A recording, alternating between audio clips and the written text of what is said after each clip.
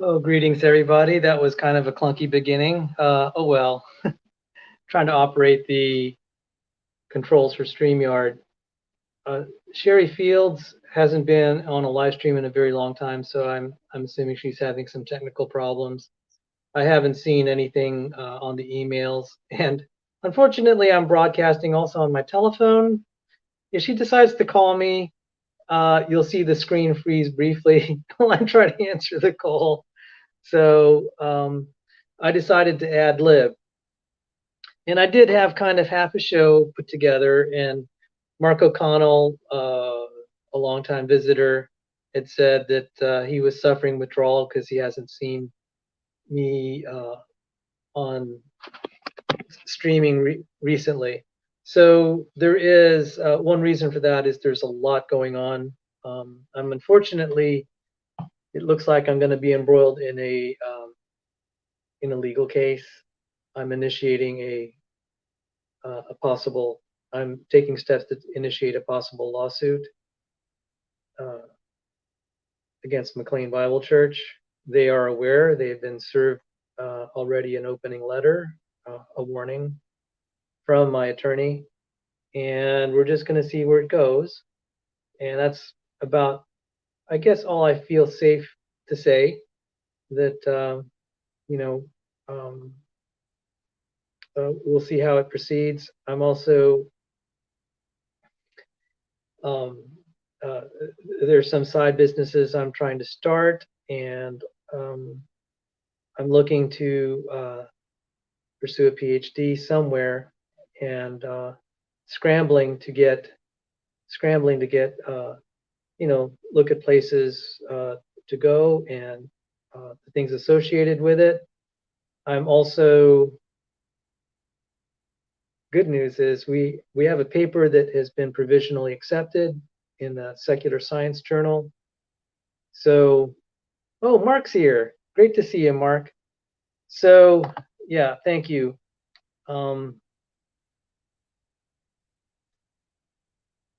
So, Mark, I got your email that you're suffering withdrawal. So, a lot of this show was oriented toward you. I wanted to give you something. So, I'm still awaiting to see if Cheri can get backstage. She may or may not be able to make it. I think she has like 7 children. So, she's a busy mother, wife and mother.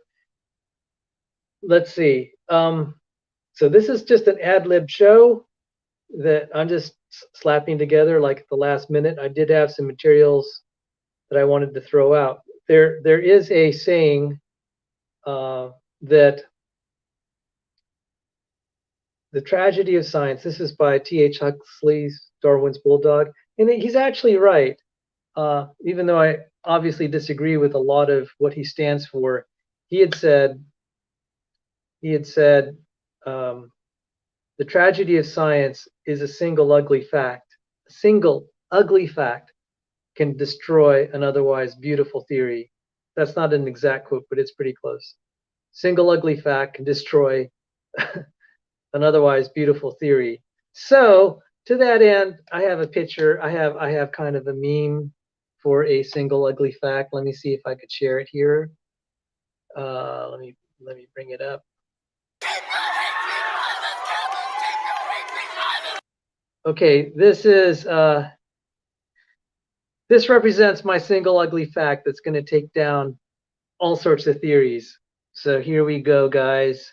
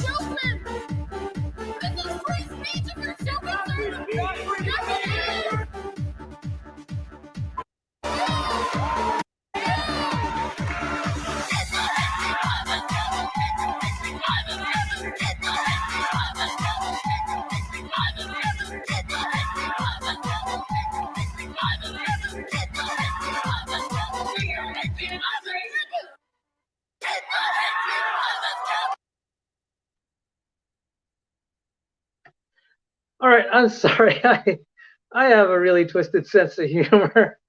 And kind of that ugly behavior. I just like, okay, this is the secret weapon, so to speak. We need ugly facts to destroy otherwise beautiful theories. And I'm probably referring to abiogenesis theory and to evolutionary theory, possibly the Big Bang theory. So yeah, so I could say beautiful truths and ugly facts. We prefer to do beautiful truths, but really there are a lot of ugly facts, inconvenient facts that are starting to bring down origins theories.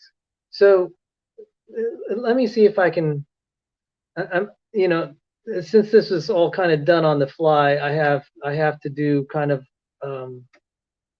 This usually isn't quite as smooth as I would like for what I'm trying to do.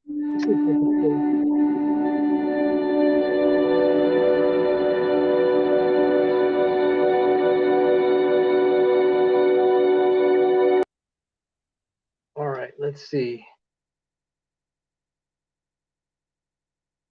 I wanted something on retrograde motion and see if I could show you a clip. See if I could. I'm just going to show you a clip on this, and it will pertain to the Big Bang Theory, but I'm going to appeal to this image a lot. Just give me a while to cue it up. All right. So oh my goodness, Cheri is here. Cheri, you're going to be live as soon as I bring you into the show. Okay, I am totally forgot I was playing a game with my kids. Well, I told everyone you have like 7 children, so you're a busy mother. This is true. Yeah, you got the right number. Go. Cheri, God bless you. Let's open in a word of prayer. That sounds wonderful. Thank you so much for Cheri's work, and thank you that I got the stream started, and we can go all sorts of directions. And Lord, we're going to brainstorm today how we might be able to help each other's work. And thank you for Cheri as a wife and mother, and if I can help her kids in creationism, all the better. Help me to be of good service to her. In Jesus' name, amen. Amen. I would let you stay, and listen, but it's bedtime. Good night, guys. Sorry, go ahead. Well, this is the first time we've actually met. Yeah. Let me introduce a little bit how I met you. I was looking to start a ministry, and I said, "How about Creation Science for Kids?" And I searched for the domain, and it was you. I had stolen it. There had actually been one with the 4 spelled out that had already expired when I was looking in 2012. And so I don't know who had it, but back in the early days of the internet, there had been a Creation Science for Kids that early. But by the time I came on, it's like, nobody stopped me. I paid $12 that first year. It's like, well, okay, here I go. And so I looked your website, and I said, wow, she seems very dedicated. And I said, I'd like to contact her sometime. And then you had the Amazon Kindle book, and that inspired me to start writing books. I've yet to write my first book. Sure. It's a big thing. It's not easy to do a book that's worth doing. And the people in the side chat, I usually when I'm running a show, it's really hard for me to multitask. I'm not that sort of person. So if I miss some of your comments, apologies in advance. Let's see. And then Cheri is editor for David Reeves Ministries' Creation Club, and I posted 1 or 2 articles there. And then I happened to meet David Reeves at the Creation Research Society when I gave my talk on the protein orchard. He invited me to post an exhibit at the museum he just got. He inherited a museum. I don't know all the details. It dropped in his lap, so I don't know if he bought it or he got it at a huge discount. Well, I don't know whether it's something new because I haven't actually. It's really funny working for him. Both of us were homeschooled. We're used to doing things by ourselves. So he pretty much said, "Here, can you do this for me? Here's the kinds of things I need. Go for it." I'm hundreds of miles away in Michigan, but we talk on the phone like maybe twice a year, and it's been quite. I think it was Thanksgiving last time I spoke to him. So I know he's had a small museum where he's at for years. I've been to visit it, and he's got all these taxidermy things people will give him. So I don't know whether that's it or whether he's got something new. That would be cool. I think it's new. Is it? Yeah, if people out there Google the Renaissance Center, I think it's in Nashville. Oh, okay. Well, he said he's looking for people to exhibit, to put Wow. exhibits. And he said people who do exhibits will be interviewed on television. So I might be on the Trinity Broadcasting Network. Yeah, that would be cool. Yeah, I could be. So, and I knew him through other sets of friends. So this could be interesting how this develops. Now, just when you arrived, I was in the middle of showing something, and I think it's going to be relevant to teaching creationism to kids. So before we go any further, how long do you have? As long as I'm just sitting here using my brain, I go for it. It's nice and quiet. So okay. So all your kids are all taken care of. Yeah, I've got 4 teenagers. Next year, I will have briefly 5 before my oldest turns 20. But yeah. Oh, it's been fabulous. The biggest thing, like I've got my oldest is learning to drive, and she was veering to the right so badly it was terrifying me. It's like, Lord, I thought I was ready to send her off to college and be done, and he's like, no. But I'm done, out of diapers and all that stuff, so it's all good. So you homeschooled your children, is that? Absolutely. I was homeschooled, so okay. I knew I was going to do it. I actually did not fall in love until the guy I met is like, okay, so what do you think about education? Because if they were like, no, homeschooling is terrible, it's like, well, sorry, have a good life. So, and we all have ADD and dyslexia. And in fact, I ended up marrying a guy with ADD and dyslexia. I didn't know it at the time I knew we all had dyslexia because we'd learned to read. But yeah, so the whole lot of us is like, yeah, it's all good. I'm not putting my poor kids in school. Well, the times have changed. You know, my public school experience was pretty reasonable, and I'm happy for it. But I look at the way things are now. It's pretty scary. It is really scary. Yeah, they're getting overt. They were doing it under the surface, but they knew it was a generational thing where you had to keep things really slow. And now they're like, we think we've met our tipping point. Let's go for it. Okay, so one thing that I had in mind, and for the audience's benefit, and I was telling Cheri that, and I've been having these conversations with a lot of people, you know, how can we assist each other, if at all? And there's this book, When Helping Hurts, that was really talking about helping people in poverty. And some of the most effective things that ever happened was when people just got together and talked. They didn't immediately try to solve problems. They didn't come with an agenda or program or something. They just said, let's just talk, and let's just talk. And someone said that, you know, I mean, the author said, no one would ever think that would be one of the best ways to deal with a major problem. But the community that did that was able to solve it better than any government program or church program. And I think, and I just, you know, I'm extrapolating here, that a lot of times when people just sit and chat, they get to know each other's needs and problems. They get to take inventory of their talents and skills, and then see if they can actually solve problems. And he said God enables everyone with certain gifts. And he said the wrong attitude to have is when you go into an impoverished neighborhood, is like you're there to help. He said God has given the people you're helping something to help you with. You might need to be ministered to and you don't realize it. That's true. And and it's demeaning and denigrating when you treat someone like, oh, you're so pathetic. No, you have to. When people just get together and chat and they have the mutual value, they're able to work better. Absolutely. And I kind of learned that lesson the hard way because I was trying to help homeless people, and a pastor gave me that book. It ended up being a very bad experience with this homeless couple because I didn't follow the principles in that book. So I highly recommend it. It's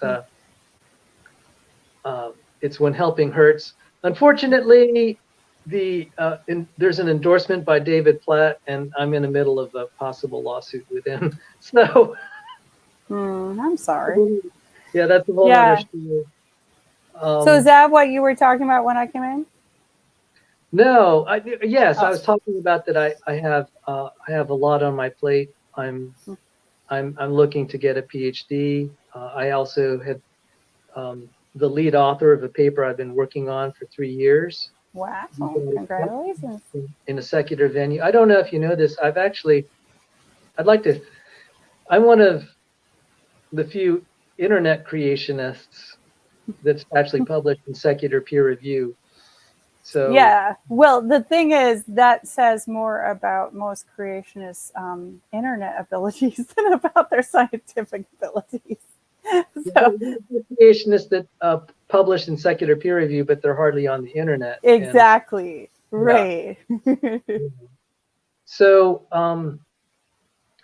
so I was just sharing that, and then I've shared on this channel just to update you.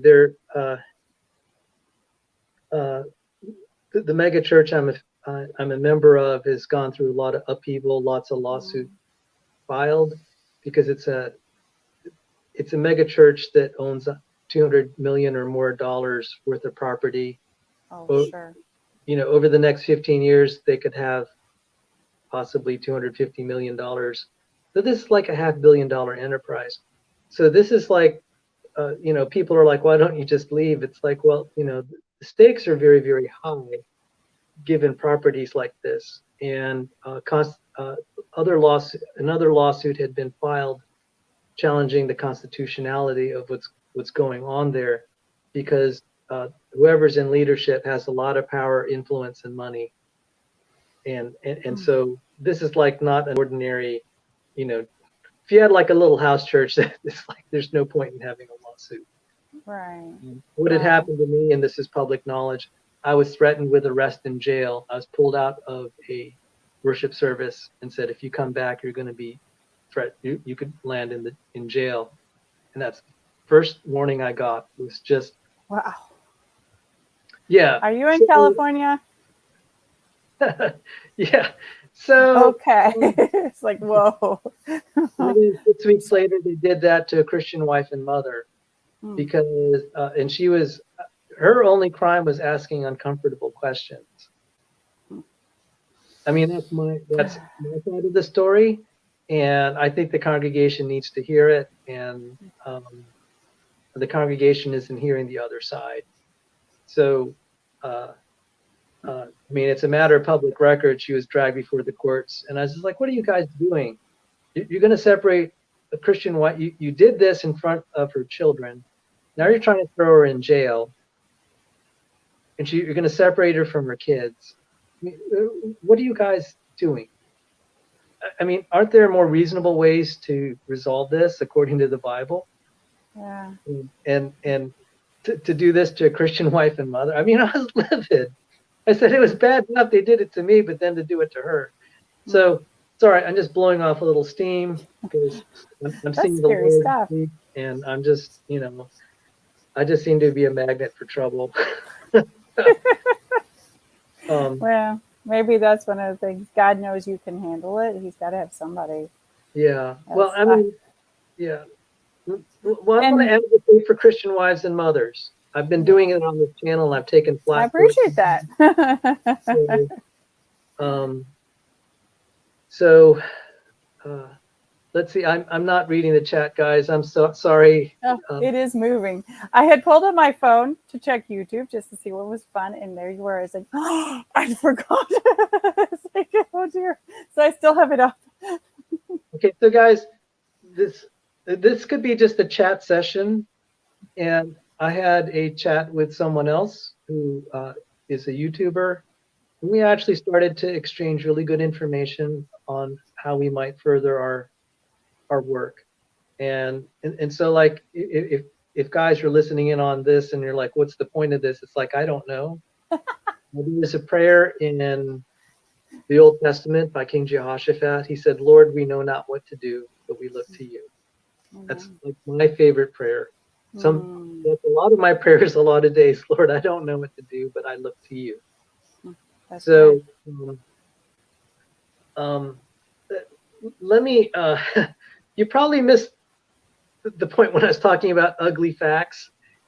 Yeah, all I saw was this weird dancing thing. Is like, and then I realized I got to turn. She was okay. There was this woman who was notoriously bad behaving, and she just became kind of an internet poster child for bad behavior. And I was referring to ugly facts because as like the bad behaving person meme. Yeah, oh yeah, I called it ugly fact, and the there's a saying by Darwin's bulldog, which I actually agree with. Most of the stuff he said, Thomas Huxley, I don't agree with. Said the tragedy of science is a single ugly fact can destroy a beautiful theory. A single ugly fact can destroy a beautiful theory. Now, I was in a debate recently, and the guy was just pounding me. He said, "Look at all this for our theory for the age of the Earth." And I said, "Sir, Thomas Huxley said a single ugly fact can destroy theory. What about the chemical dating problem? You have all these like dinosaur tissues that have young chemical dates." I said, you have put out facts that would make creationism would destroy it, and I'm putting out facts that would destroy your theory.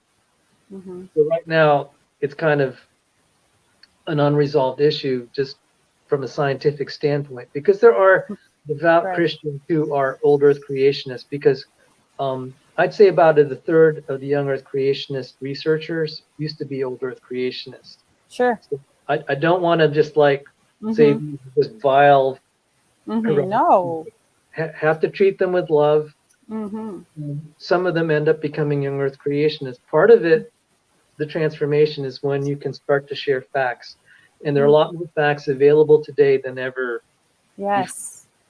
So when I was an old Earth creationist, I'm just like, guys, I'm willing to believe, but it's not, your scientific case doesn't look pretty awful. You just wait on the Lord, and He provides, and things started to change. For example, I worked on a project in 2017. I don't know. I think I worked for Dr. John Sanford, the geneticist. Yeah, I didn't keep up with that much, but I knew you were working with him. Yes, he was an atheist turned Christian turned creationist, and young Earth creationist at that.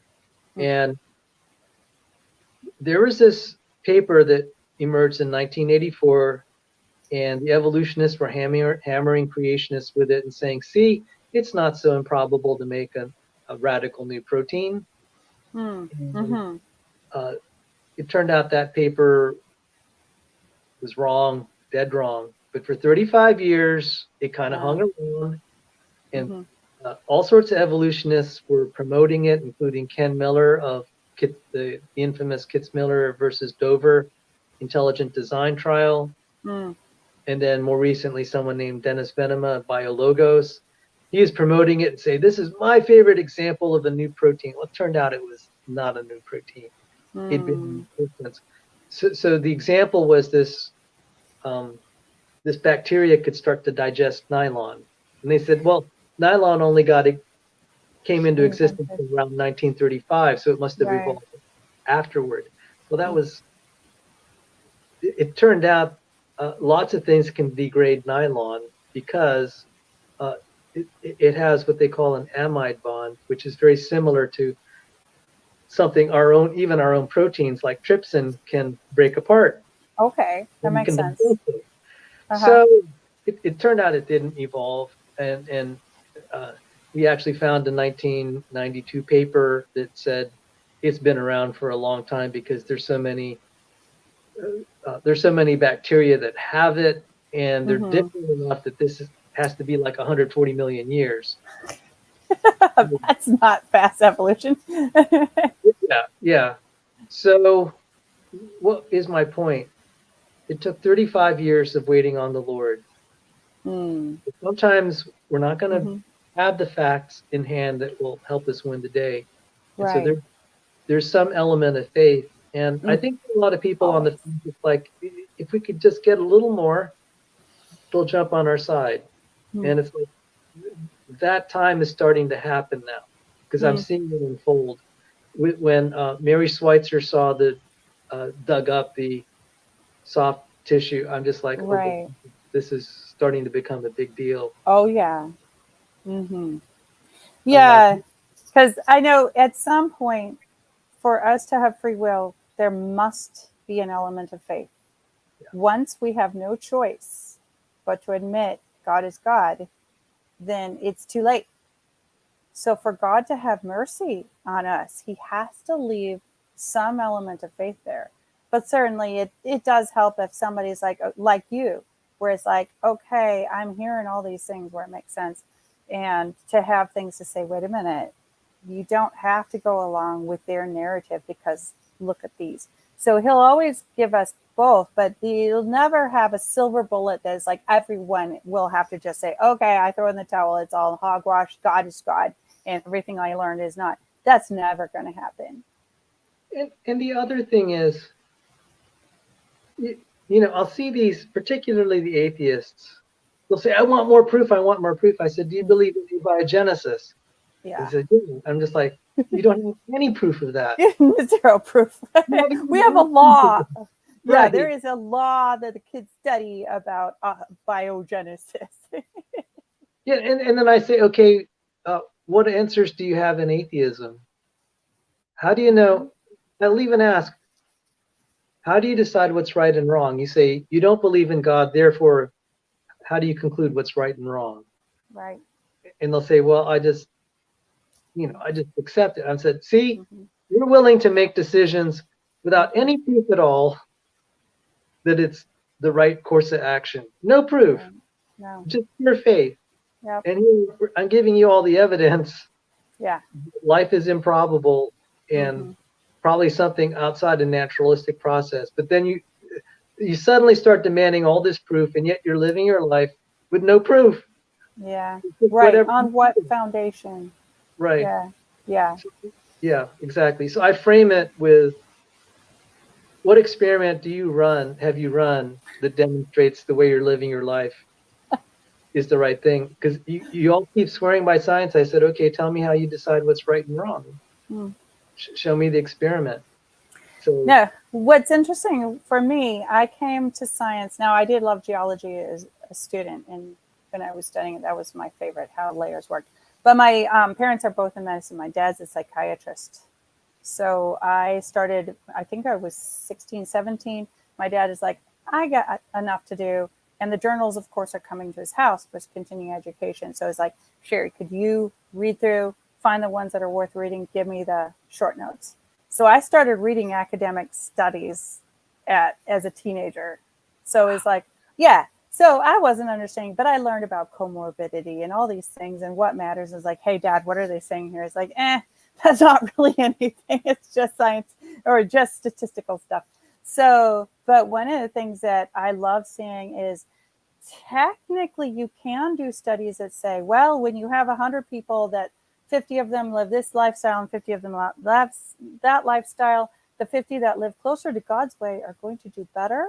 And that's one of the things I like. If you're already saying, okay, if God is true, I will expect to see these things in the natural world, that it certainly works as a where you can make predictions, like with the magnetism on the planets, where we've been able to say if planets are young, we should see these magnetically happen. When you look at human psychology, looking at what God says, this is a healthy way to live, guess what? We do find that. So you can technically say, well, I get my morality because I want to be happy. And when you look at what makes happiness, you follow these morally good things.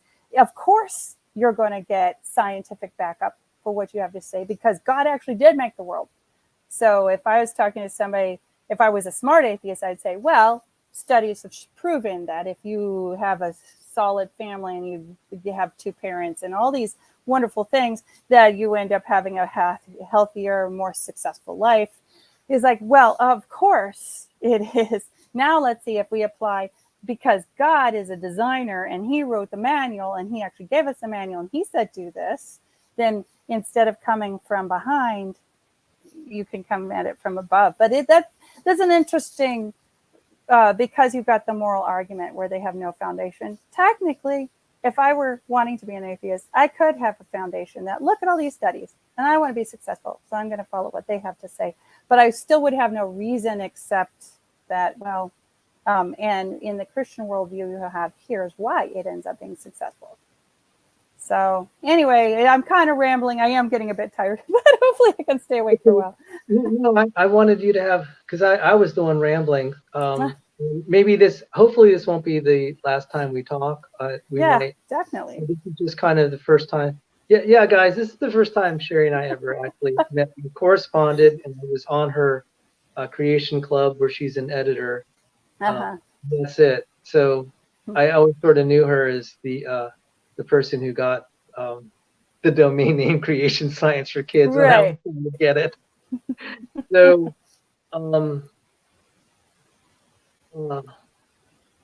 you said both your parents were doctors, or? My dad's a doctor. My mom's an RN. So they're both in medical. Medical. Oh, praise God. Yeah, which puts me in a really interesting position over the last 2 years. There are a few of us. Yeah, you came from a very educated family. Oh, certainly. Yeah, in fact, so at the point where I would have gone to college, I had a special needs brother that my mom's homeschooling, so she needed help with my little siblings. My dad's taken a pastorate where he's doing that part-time. He's got us, and he's trying to keep us financially afloat, so he was making just too much money to get much financial aid. And I was like, I don't know what I want to study, because I'm not a typical nerd. I'm like, well, I'm good at this and that and the other thing, and I wasn't leaving.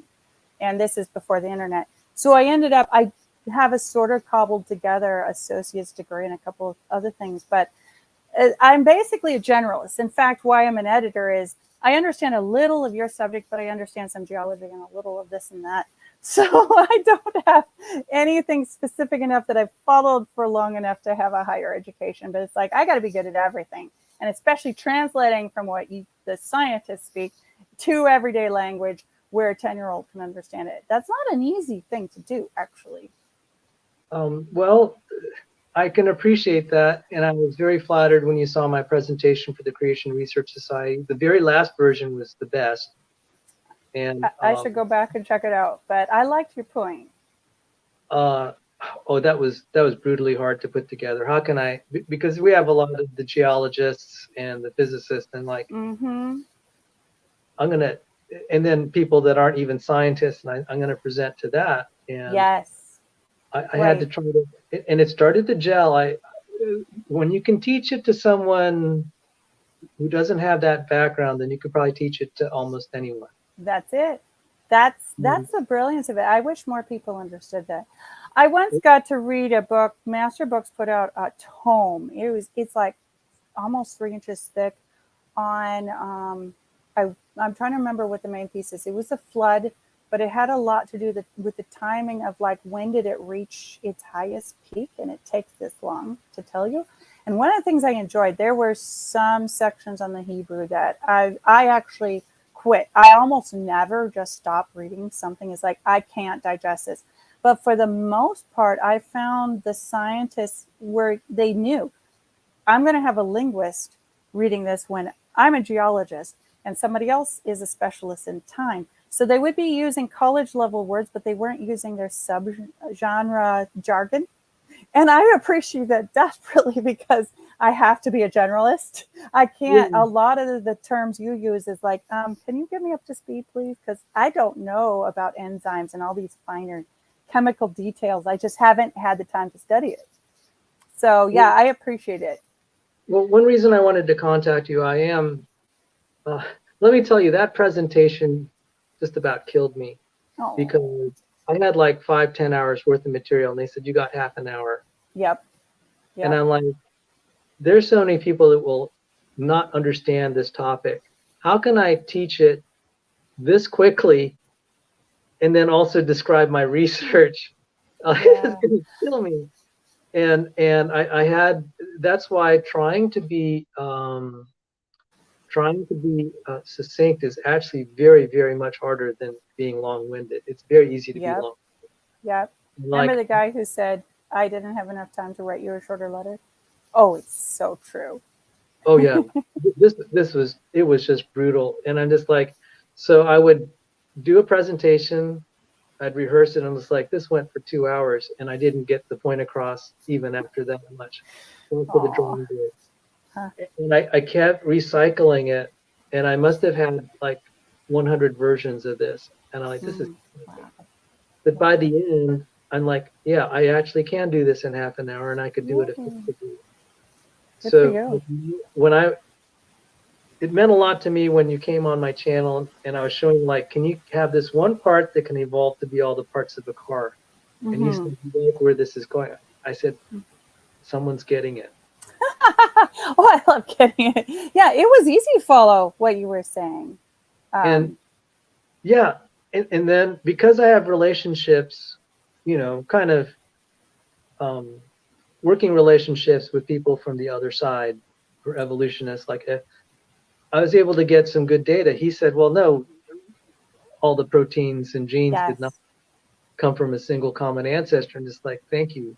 Yeah, that was Yeah, brilliant. I really love that clip. I think you should be putting that up everywhere. thank you. Well, see, and when I saw you come on my channel, I said, first of all, I don't know how she found me, but I'm glad she did. Yeah. I think I subscribed years ago, and I love Myers-Briggs. And I'm on there because there's a really funny, smart guy who talks about cognitive functions. And that's actually my newest hobby, is getting into that. So I was just on there, and YouTube just showed it to me. So Wow. I See, that know. was provident because, Yes, it was God. Mm-hmm. because I'm looking to, I've always been looking to write to the younger audience because I have a heart for them. Because Amen. honestly, there's some creationist material that's just awful. Yes, it is. That's why I write it. Huh? That's why I write, and actually why I became an editor, because it's like, we have such a good message, and this is such awful presentation. Okay, so I'm glad you recognize it. And sometimes the facts are just terrible. And I'll tell you what, it's this is the really sad side of it. I see these kids come from like a conservative church, may have come from homeschool. They got to Mm-hmm. go to college, lose their faith first Yeah. semester. And like, Mm-hmm. and I talked to one of these kids, and he was already in his junior year, but he said he started to have doubts. Mm. He said, "Yeah, my dad's an elder in the church, and this is public knowledge because I did a anonymous interview with him." Okay. And he said he didn't want to tell his dad. He said, you know, Mm. he said, I just don't believe in Noah's flood. Sure. And they're all telling me to just accept it by faith. So they had a very authoritarian way of trying to communicate faith. Oh. And, Oh. and, he said, and I started to show him the other evidences. I said, no one in your church talked about this, huh? He said, Yeah. no, that's really interesting. And he said, I did. And he said something that struck me. He said, I wouldn't need 100% proof, Good for but him. just the glimmer of something Yep. rather than saying it's in the Bible. Okay. Yeah, that's the right way to use evidence. That's really good. Wise of him. Wow.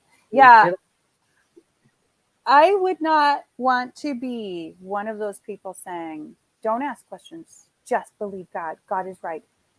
To I I can't even really understand. They've got to be the kind of people that just feel, and they're not used to using their brains. But it's like, we're not Mormons. We've got the truth. We don't have to just say, don't ask questions. God, Jesus invites questions. amen. And It's there's an interesting Bible verse. It's easy to miss it. John 38. Jesus said, if you do not believe me, believe the works. And I found mm, that really interesting because people even in some Christian circles, they say, well, you got to start with the right worldview. Once you have the right worldview, you'll see everything right. And that's not actually what is, if you think about John 10:38, Jesus is saying you might start off with the wrong worldview, but when you consider his works, Yeah. It'll persuade you. And I'm just like, yeah, it doesn't matter whether I'm atheist or Christian or Hindu.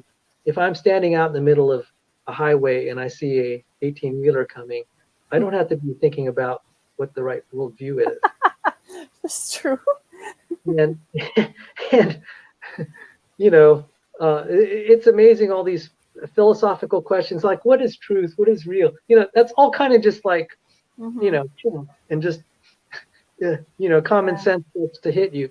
So granted, in the time of Jesus, when people could see his miracles, definitely the works would testify. Here in the 21st century, it's a little more subtle. You have to dig. In general, depends on where you are. Yeah. So, I don't know where I was. Oh, yeah, you were talking about just appealing and saying, well, God said it, it's in the Bible, therefore you believe it. And I don't think that's even the way the Bible tells you to find faith. Right. Yeah, it's interesting for me. On almost every subject, I'm outside the camp on the big theological. So like you've got Calvinism, Arminianism. So one of the things is the, what do they call it? Presuppositionalism, evidentialism. It's like, yes, of course, for both of them, that they're a place when I'm working with one of the atheist trolls.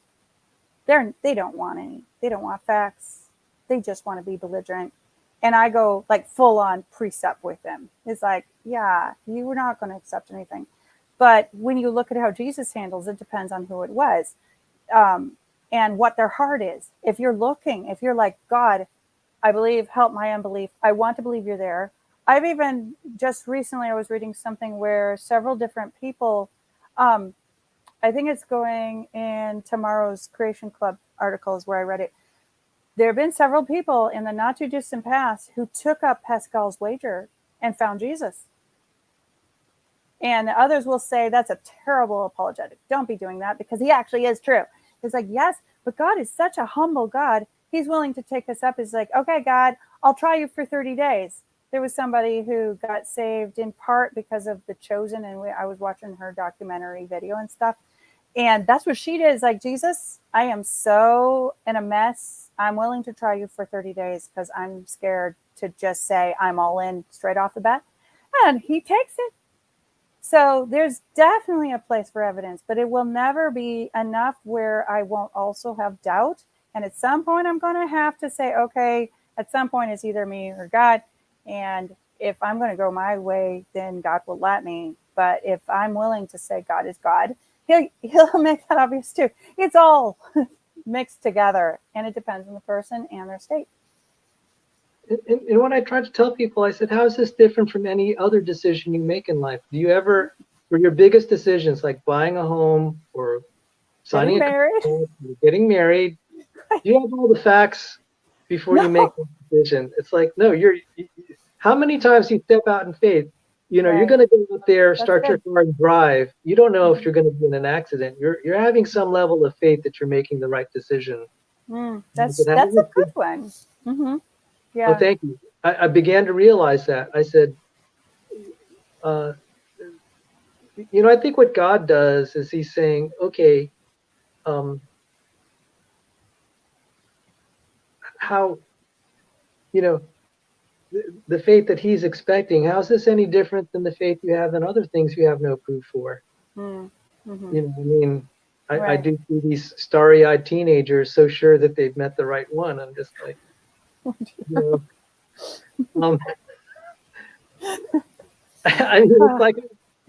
it's like suddenly, when it comes to many things in many people's personal lives, they're not holding themselves to the standards of evidence either. And I think God is saying, okay, what's really happening is, this is me speculating here. But I think this is the case. God is saying, I want to see if you really love something, you're going to take a risk for it. Just like that Mm, teenager. It's like that's a they're good going point. to do badly. They're going to, Mm-hmm.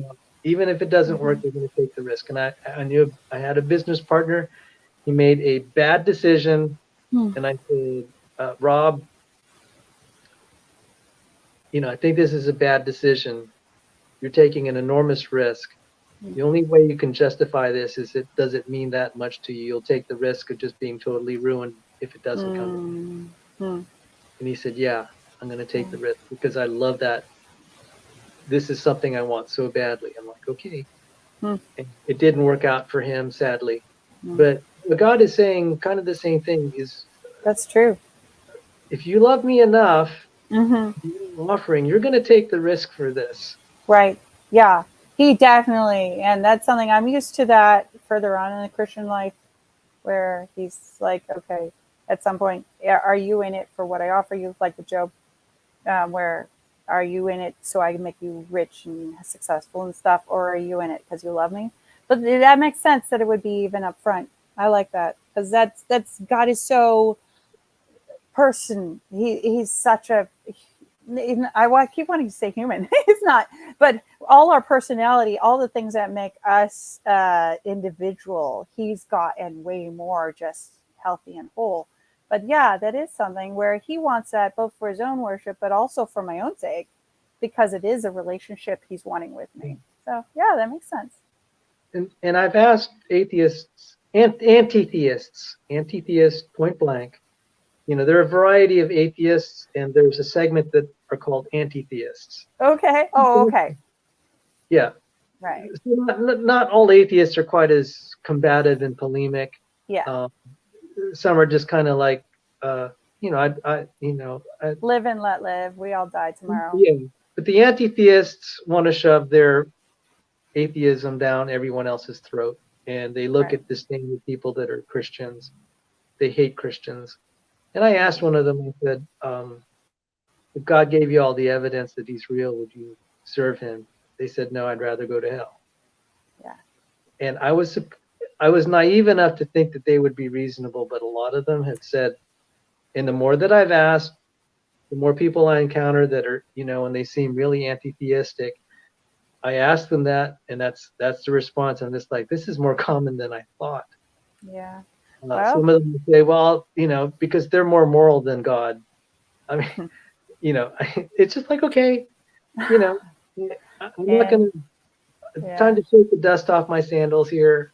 yeah, right. Oh, definitely. And it's a spiritual war, and that's something I don't think about it. For myself, that's something my dad grew up in India, so that's something else that I have in my background. Is I was learning worldview around the dining table, but it's a spiritual war, and we have a real enemy, and he hates God with a passion.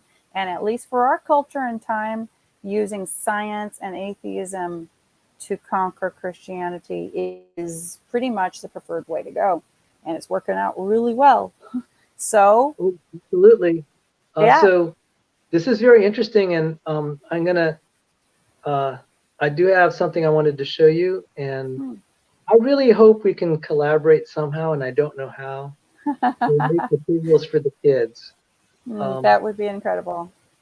What had happened? Let me just share a story, and it's becoming more common in the present day. It probably was not the case, say, 50 years ago, Hmm. and it does scare me a little bit that if I were born 100 years ago, uh, I don't know that I would have become a Christian because we have so much evidence now, by Hmm. relatively speaking. So there is this gentleman named Matt Villieu. I have a frequent co-host named Rebecca Davis, and she interviewed him. He's an old Earth creationist, but Hmm. just let me Hmm. share this. Sure. He was raised Hey. in a conservative Christian home. Hmm. By his around high school, he renounced his Christian faith. Hmm. Went off to college to study biology, and his professors were evolutionists. They were saying, well, you can be a Christian, but today I'm going to teach you the truth. And they would teach evolutionary theory. And he actually was offended by that. He said, that's kind of indoctrination, but hey, I'm an atheist and I'm on your side.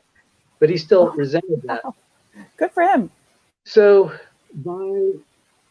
by his fourth year in biology, he pondered the cell membrane, the complexity of the cell, particularly the cell membrane.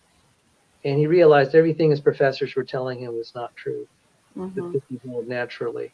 And he said only a creator God could make this. 6 months later, he rededicated his life to his Lord and Savior, Jesus Christ. He got married, went on to seminary, and is now defending the Christian faith. He's an old earth creationist, but I rejoice that he's been taken that far, because this is, all the angels in heaven rejoice. Absolutely. That repented. And there's a fight between the young earth creationists and reasons to believe group. Oh, yeah. But I interviewed Fuzz Rana on this channel. I listen to their podcasts. I love those guys. I think they're amazing, and I feel so bad for them because they get shot at from all sides. Oh, so you and I are on the same page as far as dealing with them. Yes. It was like, and I've shared this with Fuzz Rana and Hugh Ross. I said, I nearly walked away from the Christian faith about 22 years ago.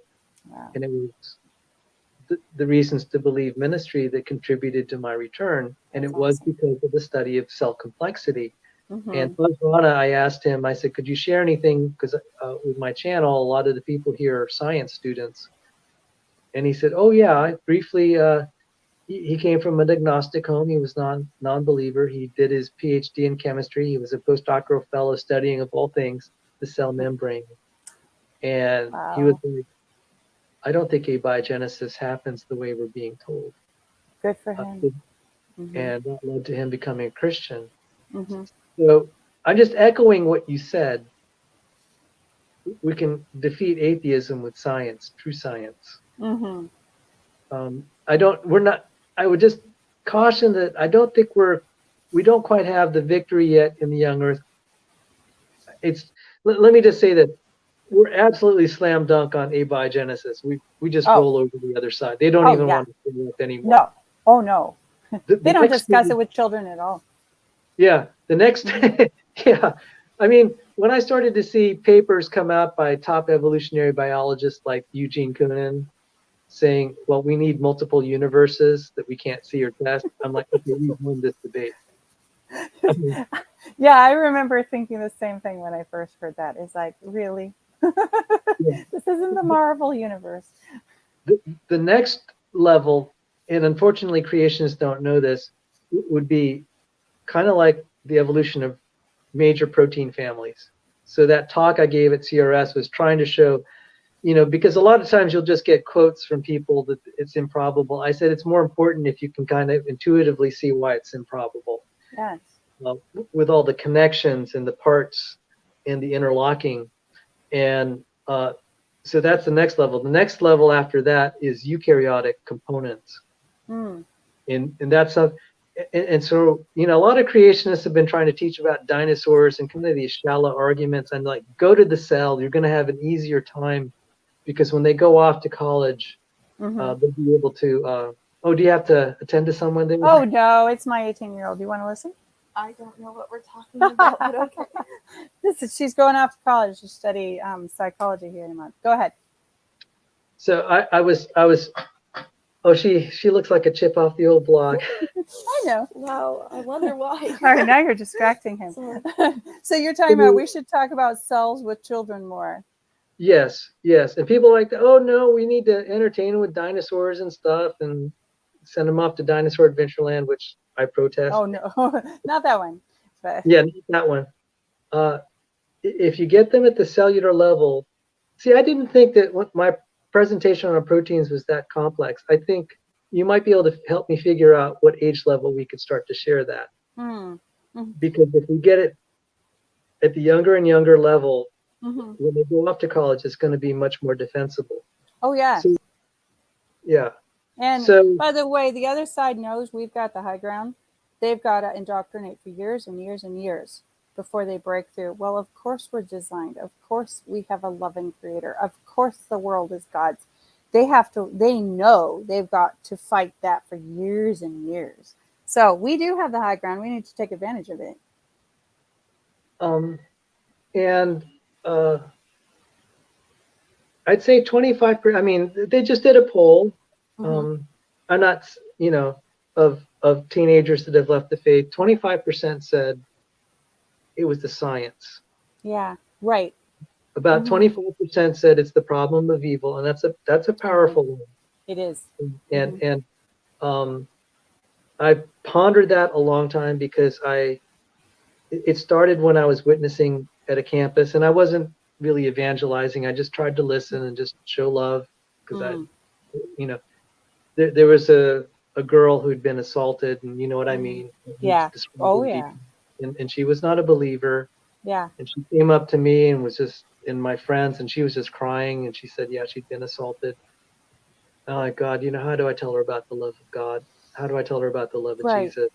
So and it's taken me took me years to find the answer.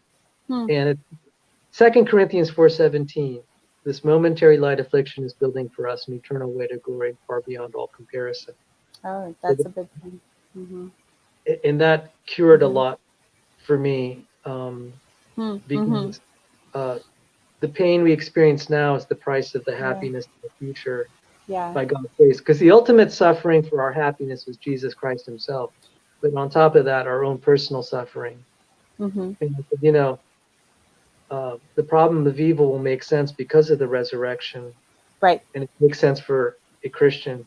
For a non-believer, there's really no good explanation for the problem of evil. It's actually worse for them. Yeah, I'm actually finishing up a book, Is God Good by Randy Alcorn. Incredible. You would enjoy him, Sal. He thinks like I do, which means he probably thinks a lot like you do. And he breaks it all down, and he has more. And he doesn't pull his punches on what kind of evil he's talking about. So, yeah, that what God got him in for, I know. Like one of the things I teach my kids, I don't use like glue traps to catch rodents in my house, because the way those work is they capture mammals and they die of dehydration over a course of days. God is there with even the vermin, and he feels their pain. So I'm not putting God through that pain. So I find more humane ways. It's still the death sentence into my house if you're a vermin, but I'm not causing unnecessary pain, even to an animal, because God experienced it all. And that's a big part of what's going on with the problem of pain. I know I got that. My dad was discussing something in World War II. But anyway, yeah, those two things are, if you don't have scientific answers for God is real, and you don't have the apologetic answers. But I don't know where else you were going to go, unless if you want to talk more about why we do dinosaurs versus doing the cell with kids. Because it's one of the things with marketing, a lot of it, you do have to get them to where they need to be, but you kind of start with felt pain, and we have to have material on dinosaurs. So if you look at how little material we have for children in general, we are right to have a fair proportion of that be on what they're already fascinated by. My own kids, my 12-year-old was very briefly an evolutionist because he'd learned to read, and I didn't realize he had borrowed a book on dinosaurs, and he just believed him. And then when he starts spouting this, it's like, where is that coming from? Bring that here. Let's go through. And that only lasted for about 10 minutes, but still. Well, I was hoping we could work, put our minds together to navigate this, because, sometimes the best medicine is kind of like not the most pleasant. Yeah. And I actually don't think the time that we invest in teaching cellular biology relative to the time that they spend in other things is that much. Right. And again, because they dare not. If you the cell to a city and you really have an 8-year-old grasp that, they're going to be right where it took the other guys 4 years of college to get to. A kid is smart enough to know cities don't just slosh together. Mm-hmm. So it's not that hard. Right. Oh, one thing I wanted to say, one thing that is Mhm. really, really, really helping us is animations. Because when I started to read, if you ever read a biochemistry textbook that said, okay, this is the topoisomerase enzyme, it does topological isomerization, blah, blah, blah. I'm out. But when you actually just see like I showed the 2-minute video, it's like, do you get it now? Absolutely. Mm-hmm. And I'm like, yeah, there's no way, even if I spent 20 hours describing the topoisomerase enzyme, that one picture will show the problem. Mm-hmm. And so when I'm saying teaching cellular biology, it's no, you're not going to teach it like it's taught in the college level. You're going to teach it from a conceptual standpoint with the illustrations, because what you're trying to show is the complexity. Yes. You're not trying to necessarily make them medical doctors and chemists and biotech researchers. Yes. You're trying to save the soul. I mean, yes. Oh, yes. Yeah. The ID, the way, what are those? There's been some that have been out for years that have all the video clips, and even with the old graphics, it still works. Yeah. Illustrated Media. That's it. I was going to say ID of the future. It's like, that's not it. Well, it's kind of the same group of people. Okay, that's why. But the outlet has often been the Discovery Institute, but right. Their latest series on abiogenesis has just been killer, because you have these 2-minute videos written by 5 PhDs. And they had the same problem I did. It's like, how can we cram this in 10 minutes? We're PhDs. And they had to strip out all the language. And what helped them was they had a professional animator and cartoonist. That's awesome. Yeah. In half an hour, they taught more cellular biology than I could ever imagine. And they told me it took them 3 months to put it together, because it's exactly what you're saying, being succinct. Right. Yeah. One of the things, we're kind of ranging all over, but that's because we have a complete worldview. I remember putting out a call fairly early on my website saying, God needs everybody in the kingdom. Yes, we absolutely need astronomers and biologists and stuff, but we absolutely need, like my firstborn son, he's a natural born coder, and we need people who understand how to, because you need apps. You're going to need an app to distribute it. You can't rely on YouTube being nice to us forever. And you've got to have people who are good with the computer graphics and storyboarding. If you can come up with a way to have it where it's flowing from one idea to the next, God needs everyone in his kingdom. And we threw a lot of it out, especially like the arts, a long time ago, as a culture that as Christians, we were like, if you want to serve God with your whole heart and soul, you become a foreign missionary and you plant churches. And that was like it, unless you're planting churches here. And we need computer animators to catch the hearts of the children. God bless you. Because really, I was feeling like the pastors are making everyone else feel in their congregation like they're second-class citizens. Oh, Lord, help us. No.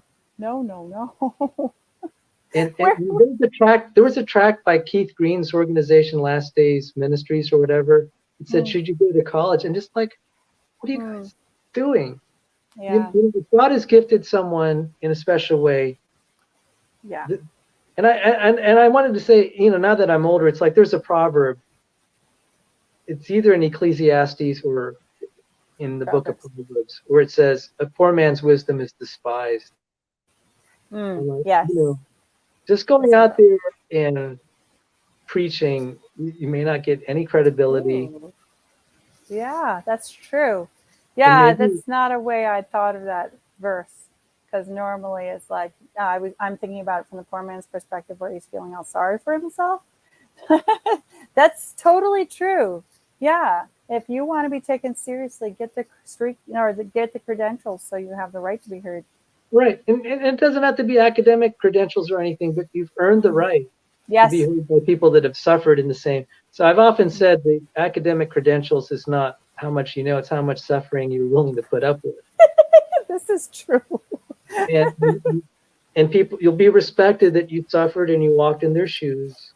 That's And true. you have an audience to say, hey, it's just like, okay, if I want to witness to college students, it'd be good if I had gone through college and suffered what they're going through and all the headaches. They'll feel a little bit more kinship with you. That's and then true. maybe other levels, or this is the way we are.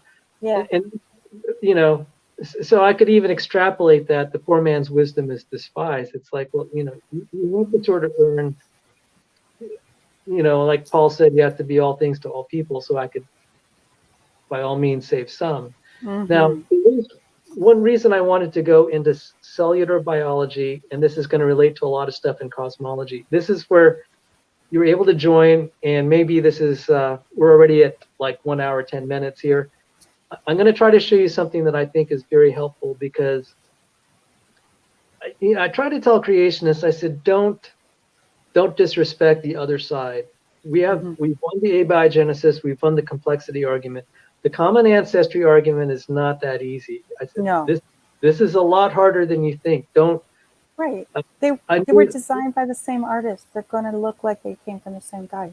Yeah, and so this is, if you probably since you saw what I was presenting, one version had the bent pencil.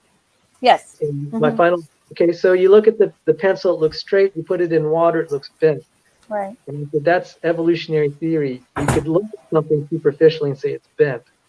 More data will help you resolve why it's straight, but it actually took thousands of years before they were able to codify the reasons. I'm sure instinctively people thought that the light was bending.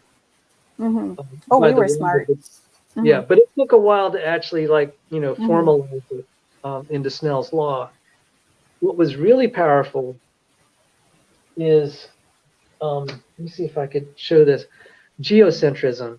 So we see the sun rise every day and set. You actually saw, and so they came up with the geocentric universe, and theologians like John Calvin, and I came from a Presbyterian background, so that kind of hurt. He wasn't absolutely flawless in every point. He said, yeah. He said, if you believe in the heliocentric universe like Copernicus, you're of the devil. Oh, Lord. And I'm just like, this is not healthy. No. Enterprise, if you're going to immediately make it a theological thing. Yeah. And that's an operational theory. And so instinctively, you could say it looks like it's geocentric, but even something I saw, let me see if I have this video. It's not even on first glance, it's not even geocentric. Let me see if I could show it to you. I have a video here.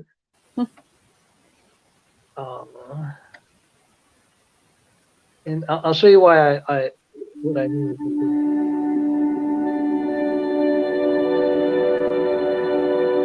There you go.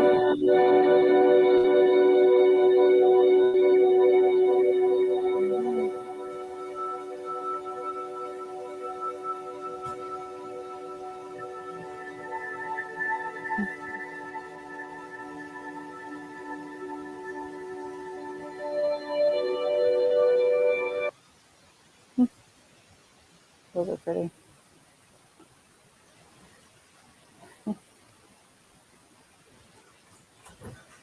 So I'm going to interrupt it in case YouTube complains. You can get it up to about 20 seconds, and the fair use allows you to do that. But Okay. if you look at it, and you could see kind of that swirl, Right. you'd realize it's not geocentric. At best, it is kind of like in the cylinder that's rotating. The Earth would be somewhere inside the cylinder. Okay. I mean, it's kind of cool that you could. So it's not even geocentric in the strictest sense, even on that first glance. And as I was looking at that, and I was thinking, let me just show the picture again for the people's, so people know what I'm talking about. So you could see here, let me just expand this.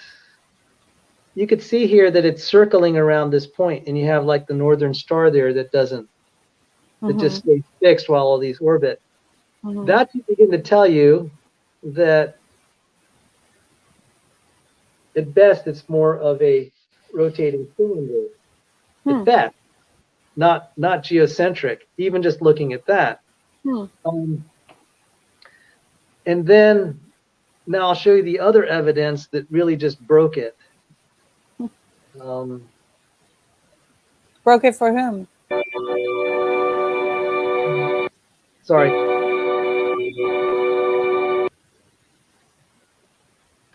That broke geocentric theory. And this was For the scientific community? Yeah. Okay.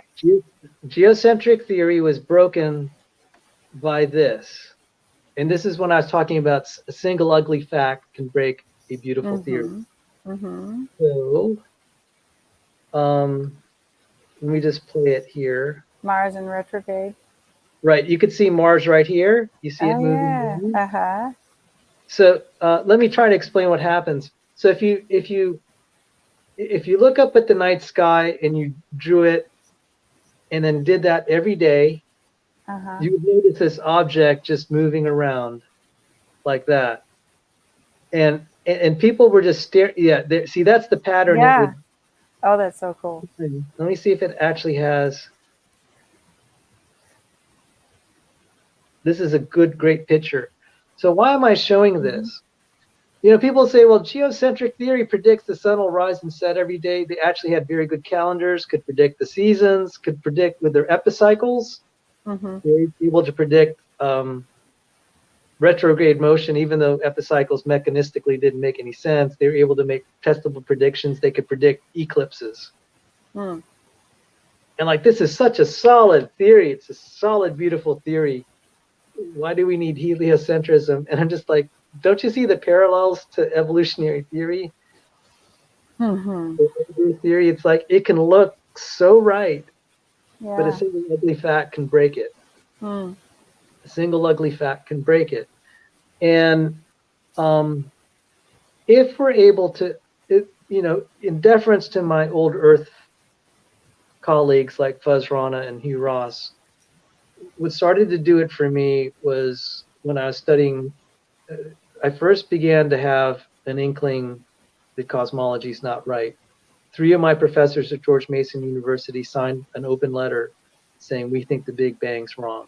My professor of supplementary quantum mechanics, James Trefel, he's a famous science teacher. He said, he wrote a chapter in his books, The 5 Reasons Why Galaxies Can't Exist.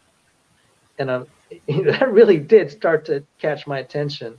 And I went off to graduate school in applied physics at Johns Hopkins.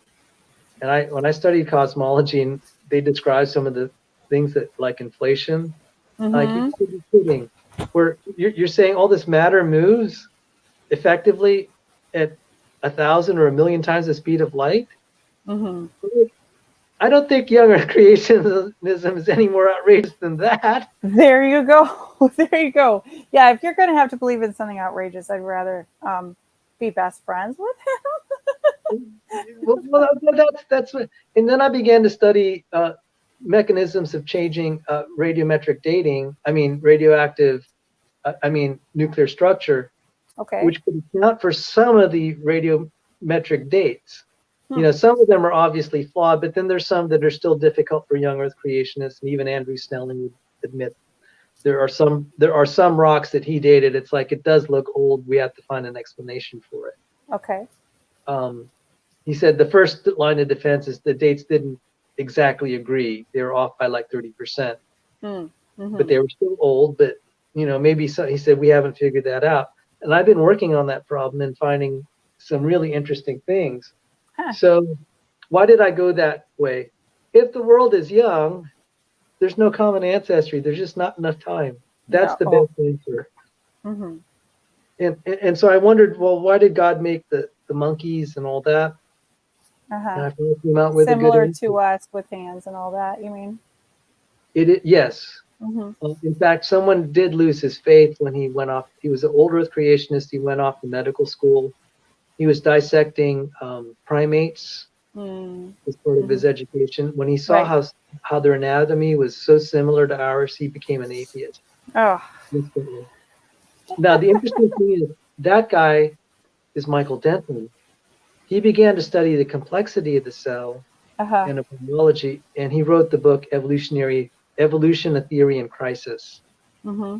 So he kind of didn't go exactly full circle back to creationism. He kind of came back halfway, and he said, there's problems with Darwinian evolution. Yeah. We can't explain, Yeah. but that similarity. And I realized, the similarity. First off, if the Earth is young, then the similarities by design. But it would be satisfying to get an answer why God did this, and we're starting to find out. And this relates to the paper that we got accepted recently. Oh, that sounds exciting. Because I've got one that I like, but it's from the arts. Well, so I'm very interested to hear your answer. We could write an article on both. Totally. Yeah, because you can have lots. When I was at the NIH and studying, I was taking a class there in neuroscience, and I had to do a class. All the students had to do a graduate class presentation. We were assigned a postdoctoral fellow, each of us, to do the presentation to help us. And mine was a paper by Rosamund on a particular, the tetrameric structure of the something receptor of the cell. And I asked the graduate, the postdoctoral fellow assigned to me, I said, where do we get the cells from? He said, these are embryonic stem cells. My heart just sank. Right. Yeah. When I looked it up, I went home, I just about cried. It came from an aborted fetus. Yeah. And I said, we ought to thank God every day we have creatures like mice and roots. Oh, yeah. I remember you sharing that. I think that's brilliant. I said, for the longest time, I was so angry. I was like, God, why'd you do this? You're making it so hard for creationists to prove creationism. And then when I saw this, I'm like, I'm going to thank God every day you did make biology the way you did. Absolutely. Because we don't have to suffer. God has given creatures that can die in our place so that we could be healed. And like, that is a Christian theme, It is. The Lamb of God being the ultimate sacrifice of an innocent creature. Right. And I began to look at all these cruel experiments we do in medical research. Oh my goodness. You're talking about humane ways to put away the vermin. I know. Yeah. In medical research, sometimes you got to be really cruel. And I know. it's just like, oh my goodness. Yeah. And now it began to make sense. I said, God made model organisms so we could understand our own biology. Yep. But the work that I'm doing in this paper that's coming out, by the way, it's no means novel. It's already been out for like at least 5 years. They're able to do protein folding studies because you could take the same protein, like say a topoisomerase in a human, a chimp, let's say a leopard, a giraffe, then the plant, the yeast. You put them through this algorithm, and there's a hidden code there that will generate a 3D structure of the proteins. I said, and if you're missing like the plants, you're not going to be able to do that. It's like, that seems like a mind put all this together. Absolutely. Said, this is evolutionary theories, the geocentrism of the present. If you're just willing to look at it a different way, you'll see that it's common design, not common descent. Yes. So Adam, I had to unload all that. Yeah, that's really good. I'm thinking Adam and Eve were vegetarians, but they started animal sacrifice right away. They would have seen livers and intestines and all the things going on in their own body, even with like the sheep and stuff they were sacrificing. Because that particular, I had never heard it before, and we really need it available for our theology people to know from a science. Just how do we get it in front of theologians? Yeah. So I think the reason I told you all this and I spent time, I basically poured out my heart that if I had anything to say, if I had only 2 hours to talk to the next generation, I Mhm. basically told you what I felt was the most essential. I Cell agree. biology, the problem Yeah. of evil, Mhm. and the appearance of common descent. Mhm. And, and so it, I'm happy to pass on to you kind of my materials and ideas, Mm. not so much to put in the creation club, but Mhm. maybe it might be a book, kind of, since Well, you're the one who inspired me to write books, um, no, maybe a book. I'm at an interesting point in my life with the pressing need of my own church, my background. In fact, you've heard of people where they're like, God, I'll do anything, but don't send me to Africa. You've heard of that kind of conundrum. It's kind of like Yeah, that yeah. don't ask for it. Well, I wasn't that dumb, but I grew up around people who were on psychotropics and had worse kind of mental illnesses and they grow and they change and it's wonderful and it hurts like fire to be around people like that. So I kind of resisted going into any kind of counseling. So I am now going to be starting a master's degree program in November to become a biblical counselor for my church for ladies and stuff because it's the right thing to do. So I don't know when I will be able to help you. I agree. I would absolutely love to help you. The other thing is because of my kids, I have to charge money. Now, I don't tend to, I will do some pro bono work with creationists because it's important. But if it makes any money, I kind of ask for it. But certainly any brainstorming you have, and if you've done like all the work and it's like, here are all my ideas, I just need to organize into words. I like helping with that. But I tell you what, if hmm, I had finished products, could I give mhm. you free copies and you could circulate it and give me Yeah, that's something else. not Something big, to, not big, but even if it's just for you and you yeah, read it and you totally. say that really sucked, that would be I'll valuable. I will tell you where to go. The Old Schoolhouse magazine. They are young earth creationists and they are with the families. They're with the families who get it and they can get you in front of the people who can get it out there. That's where I go and there's still a fair number of homeschool families that eat up young earth creationists. They get that this is a battleground for their kids' souls and they care about it.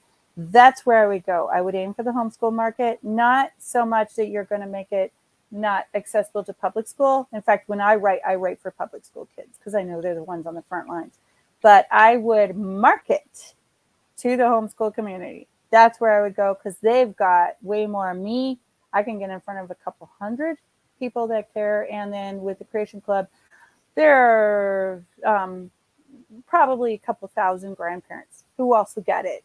But if you get in front of the Old Schoolhouse and those kind of people, they're the ones who have the big audience. Old school house. What Yep. is that? I forget if you type, I can't remember if they have the in their domain name, but it's definitely oldschoolhouse.com. So Um, okay, this conversation probably was what I needed to hear. sure. I probably gave you what I needed, what I Yeah. need. Yes. So when I get online, when I'm writing, I know right away I will hate marketing. I can't even bear the idea of thinking about getting to be good at marketing. And it turns out it's almost universal with us science people. We are like the worst marketers. We don't want to be marketed to. We do not want to be involved in it, and we don't know how if we try. So, Well, I'm not. I'm mhm. not just. I'm not. Obviously, being compensated would help, Yeah, but I'm aching the message for. out. Yeah, because Totally. even like I said, there's that homeschool kid or that kid from Hmm. church, and he Yep. went to college. He said, "No one ever taught me what you just taught me." Right. I said, Right. "Didn't anyone talk to you about Noah's flood Yeah. and why it might be viable Right. from a scientific standpoint?" He said, "No, my heart Yeah. just sunk." Yeah. It is with the oldschoolhouse.com, but that's just their Okay. main. Yeah. What's interesting, my favorite curriculum that I use with my kids up until high school is called Sunlight with an O. And their main goal is to turn out foreign missionaries. So I've found them way less Amerocentric. And I love what they do. They spend a whole year in Asia and African cultural, both historical and current cultures. Fabulous stuff. but they stay very neutral to more the old earth creationists as far as what kind of science. So a lot of the people there are not young earth creationists, a lot of the moms. And I just ran into today one mom where she's like, well, you can use this curriculum, but they don't, they claim that dinosaurs don't have feathers. And we found a feather in amber. And it's like, oh, Lord. So they need help too. So, but I don't know how to get in front of them. I would say if you leave the young earth creation out of it, if you're just focusing on God as creator, then even they would be interested. But the main ones I would go with is and talk, see if they'll help, because I have no idea whether the old schoolhouse helps people who are brainstorming ideas, but I do know they're fairly accessible, so you can ask whether they would be interested in working with you or whether they require a finished product. Well, no, I might actually, it's going to have to be probably, I'll have to make finished products, test market it with people I know. The thing that is going to be brutally difficult, it's easy to just type and run your mouth, so to speak. Right. And I do that a lot. Yep. To make animations that can see, just like showing the retrograde motion, just like this one here. Right. This was brutally hard. This was not easy for the animator. No. But in 30 seconds, you can get it. Yep. Yeah. So do you know an animator? I did computer graphics. I used to build flight simulators. Okay. So what is scary is I know how hard it is to do just like that animation you just saw. Right. I could imagine the detail in this, where they're even putting in the dates. Yeah. This is like 1 or 2 days work to make this. Well,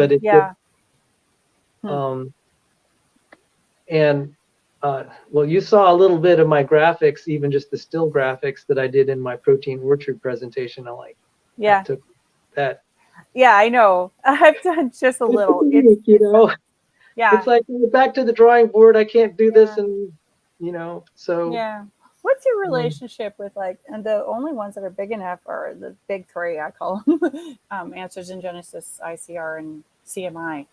Well, they're starting to be. I'm sorry, I interrupted you. Go ahead, Cheri. I'm just thinking that they would be the ones who have connections already with people who are interested and willing to work without charging so much you just can't afford it. That's the only thing I was thinking. Well, I might have a chance to meet. I'm hoping I'll meet them. They're people that are passionate enough.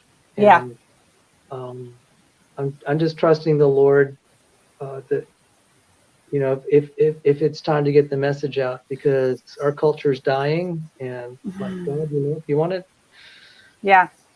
get the message out, you got to help us. It doesn't have to be me specifically, but someone.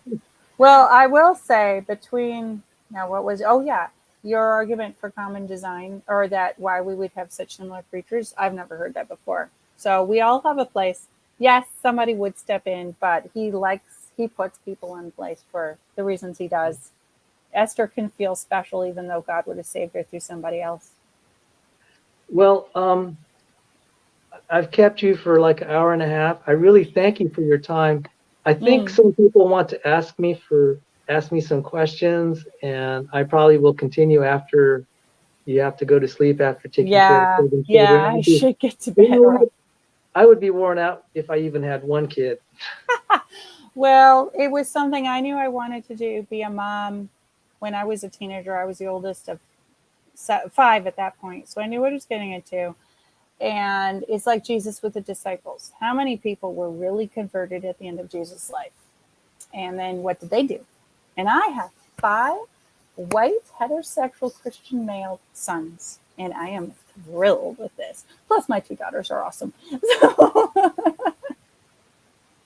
Because I tell them all the time, it's like, why they're trying to destroy you, because you have the most power to influence in the world. You speak English, you're American. So anyway, it's what God called me to do. And when I'm exhausted, I just go to him and say, okay, God, I can't mother anymore. You're going to have to do it through me. And he gets me through. Praise God. Yeah. Well, I hope we can stay in touch. And I guess in a few weeks, you'll be starting your master's program. So best November. Okay, great. Well, I look forward to finding out how you're doing and how your family's coming along, and we'll be in Yeah. in prayers. I'm glad we Well, finally met. yeah, absolutely. It's been a pleasure, and God bless. You do have an extraordinary message. Be in contact with me, and if you want something short, I would love to post it in the Creation Club because I get bored sometimes because they all want to talk about the same thing, and I don't particularly say it well, and you do. So Yeah, and if you ever visit David Reeves' museum, yeah, you might see my exhibit. that'd be so And awesome. although So it's kind of funny, and I'm embarrassed to admit, I don't watch TBN, but oh no, he when I told him I don't, he's like, "There's me and there's one other guy. All the rest of it's junk." oh,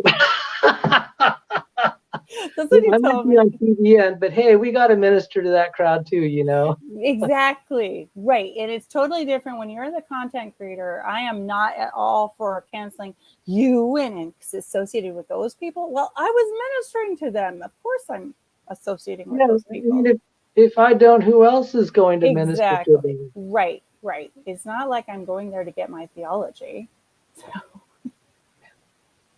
All right. I do need to go. So have a blessed Alrighty. night. Thank you so much for having me. You're welcome. God bless you. Take care. You too. Bye. All right, guys. So that was Cheri Fields, a Creation Science for Kids, and I'm going to just continue a little bit and try to uh, look through the comment section. Dustin, thank you. God bless you for um, the donation here. And boy, there's so many comments. I'm not going to be able to get through all of them. But I did have something that I was going to talk about. And some of you may know I have an academic channel called the Evidence Reasons Academy, or ER Academy for short. And it goes into much more detail on everything. So we talked about the problem of geocentrism, the bent pencil, and I'm just going to let me delete the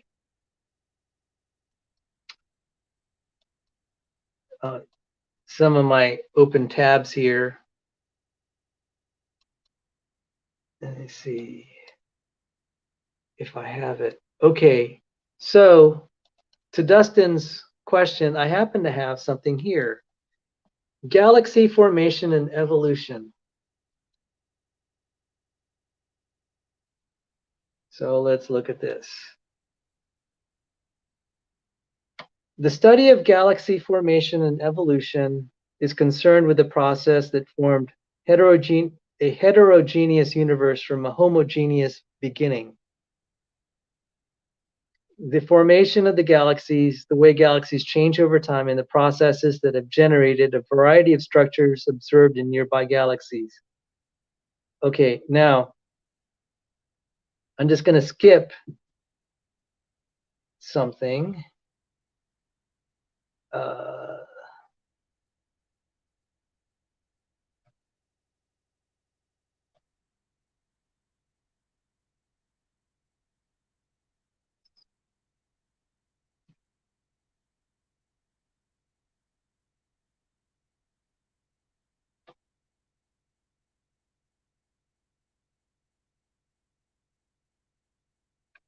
All right, so formation of disk galaxies. Let me just read this. This is from the Wikipedia entry. Let me make it a little bigger.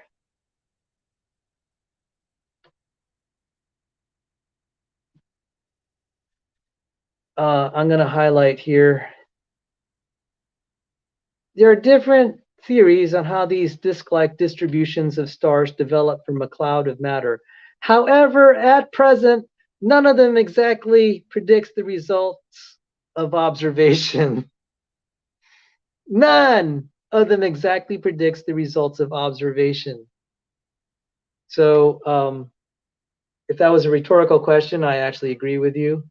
And since apparently no one has a model, at least from a naturalistic standpoint, I don't think I could answer that question. Because if they don't know, I certainly don't know. And that again accords with, I related the anecdote with me and Dr. Treffel. He wrote the 5 reasons galaxies can't exist. So,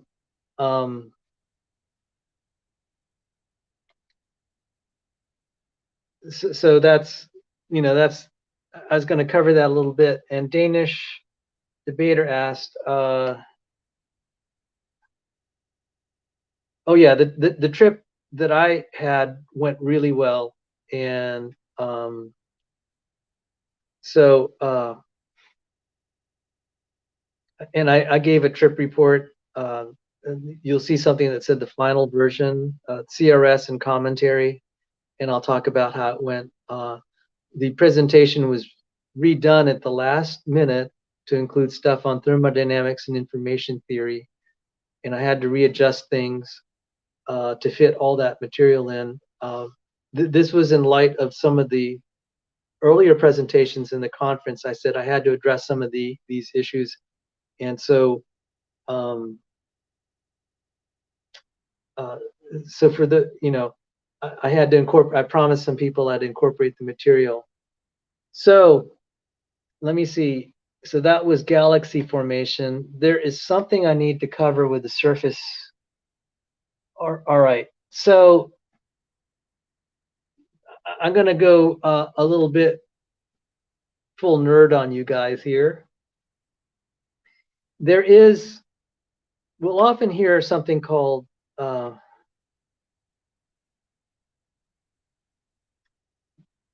the redshift. So when we talk about observations, we'll say something is X amount of redshift. And you can convert the amount of redshift to help calculate the age of an object. An object. So when we look at an object that is very, very far away, if we assume a constancy of speed of light, when it made that emission, like say if it made the emission like say 13.5 billion years ago, it takes light that long to travel to reach us. It also has an associated redshift with it.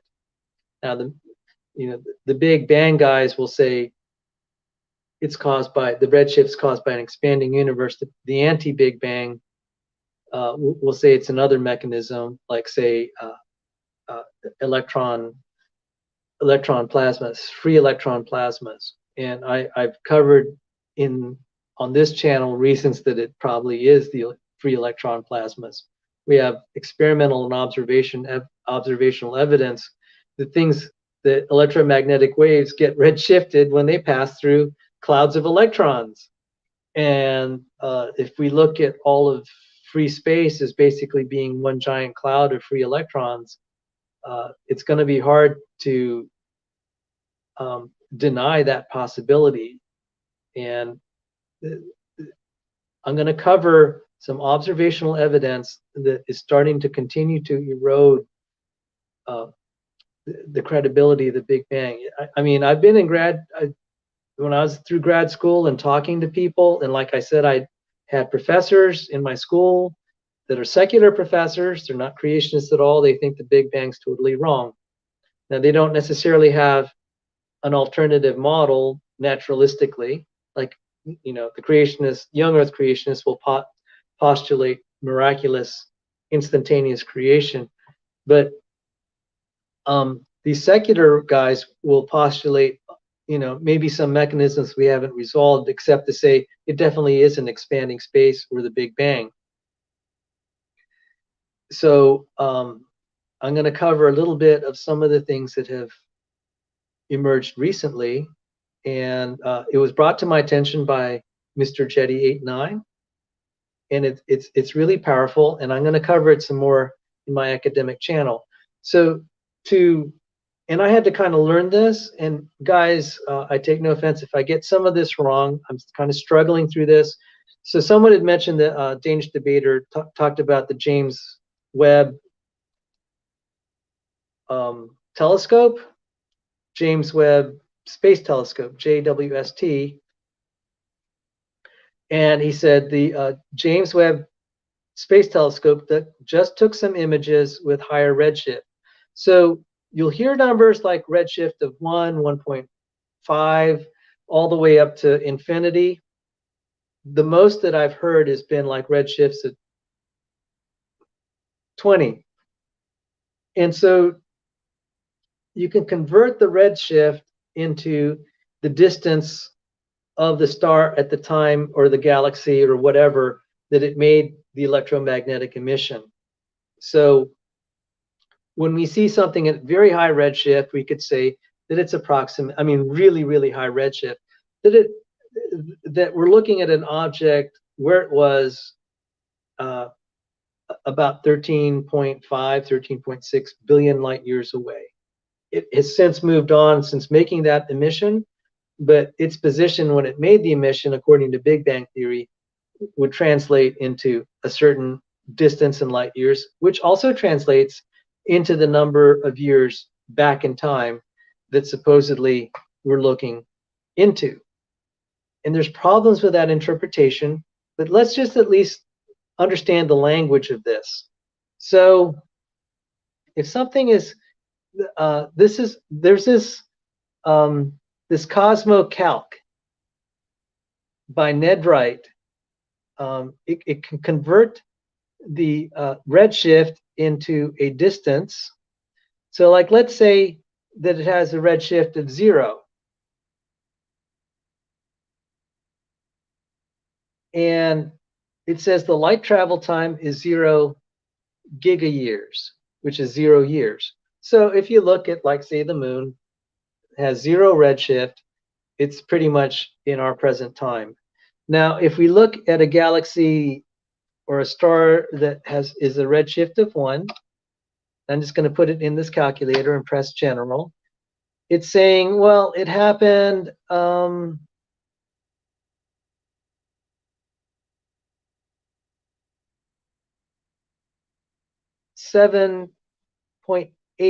gigayears ago. I think that's right. All right. So now if you add 7.817 plus 5.903, it should equal something like 13.721, approximately. Is that right? 13 point. Can someone add that up? Those two numbers, 5.903 and 7.817. It's going to be approximately 13.721. So now let's go to a redshift of 4. And I'll press general. And that happened 12.163 gigayears ago. And the most redshift that I've heard is like redshift of 16.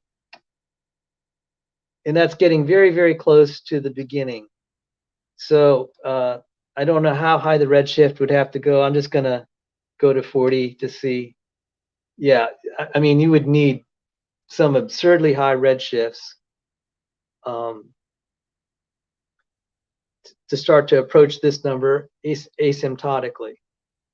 Now, this is based on the Big Bang model, and that's just so we can I could show you how I arrived at some of the numbers. Depending on what model you have, you'll get different results. So now I'm going to have to pause a little bit as I have to scurry to get the, let's see, let me get rid of some windows here. And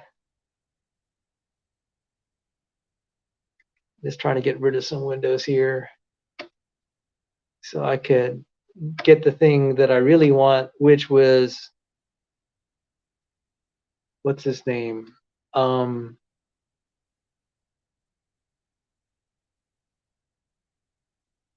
Lerner. So let me get this. I want to give a hat tip to Mr. Jetty89. And let me see if I could find it. One moment. I have to look.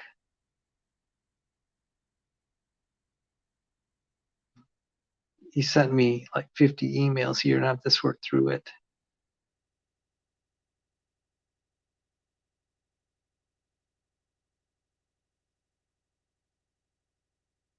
Oh, wait. That's the wrong email chain. One moment. Let's see. Mr. Jetty. Okay, here it is. Okay, Alan Lerner wrote this. Let me show it to you. This open letter on cosmology. And so let me show it to you briefly.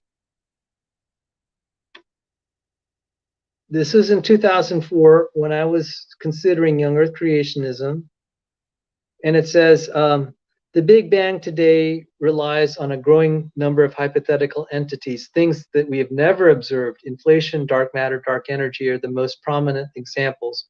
Without them, there would be a fatal contradiction between the observations made by astronomers and the predictions of the Big Bang theory. In no other field of physics would this continual recourse to new hypothetical objects be accepted as a way of bridging the gap between theory and observation. It would at least raise serious questions about the validity of the underlying theory. And I could go on, but let me just point out some of the people who signed this. Minas Kafatos. Let me just make this bigger. Minas Kafatos, right there. George Mason University. And then Malabika Roy at George Mason and Cicero Roy. So when I mentioned the 3 professors, and it's really 3.5, at George Mason, my undergrad alma mater, those were the professors. And it was this letter that was organized by Eric Lerner. And so just hold that thought for a while. I'm going to reintroduce Eric Lerner in light of the James Webb Telescope. So let me get his video here. See if I can get it. Yes. And this is, I may get some of the details incorrect here, but you can get this video. One of the first things that James Webb Space Telescope has discovered, or the data. Okay, so I may get some of the details wrong, but I'm going to show you the problem. So we had this James Webb Telescope, and it took some of these pictures of high redshift galaxies. And I'm going to go to this. There's this thing called the Tolman surface brightness test. So let me try to uncoil this.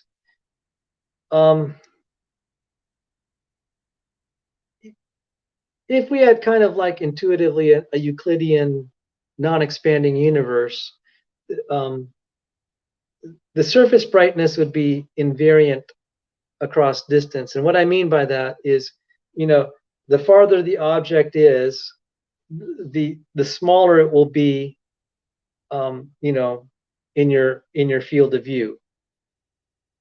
But it would still have the number of photons emitting from it per square inch. So surface brightness is you can roughly say number of photons per square inch.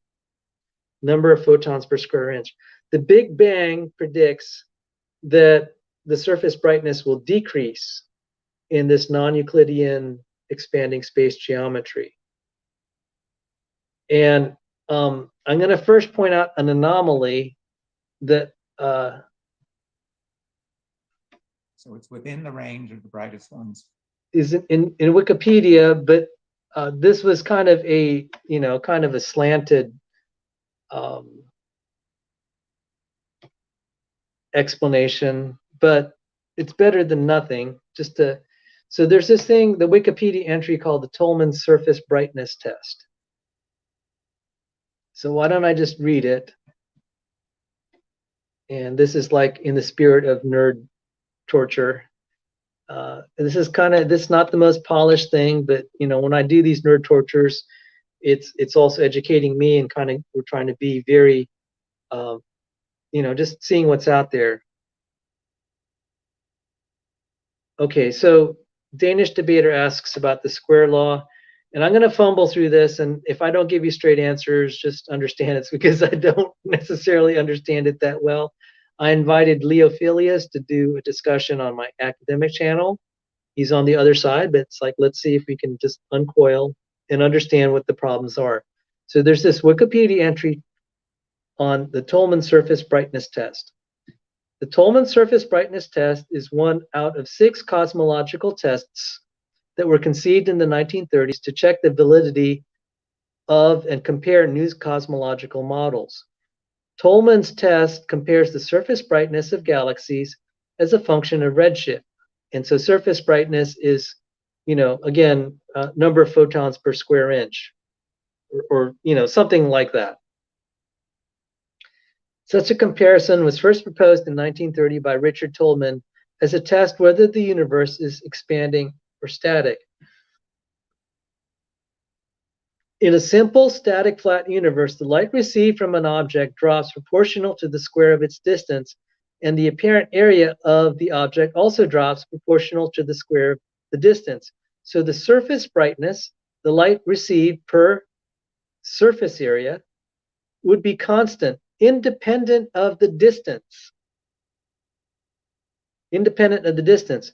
In an expanding universe, however, there are 2 effects that change this relation. First, the rate at which the photons are received is reduced because each photon has to travel a little farther than the one before. Second, the energy of each photon observed is reduced by the redshift. At the same time, distant objects appear larger than they really are because the photons observed were emitted at the time when the object was closer.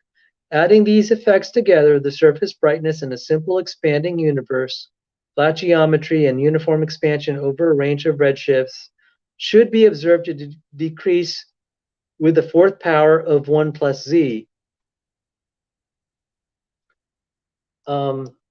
And I interpret that as, you could say 1 plus, it'd be like something like 1 over 1 plus z to the 4th, plus some scaling factor. I mean, times some scaling factor.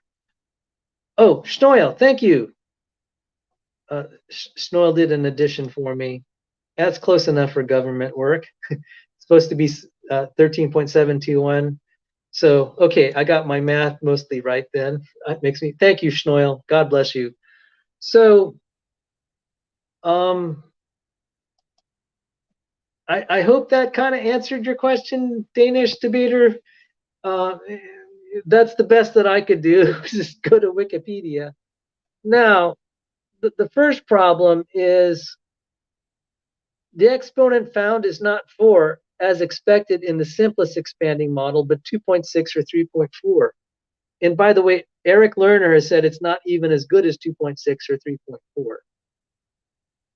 With some data he had like maybe a decade or more ago. But with this James Webb Space Telescope, it's really, really bad. All right, so if I'm not giving the most complete answer, it's because this is raw data. I haven't had the chance to really comb through this and work out all the numbers. So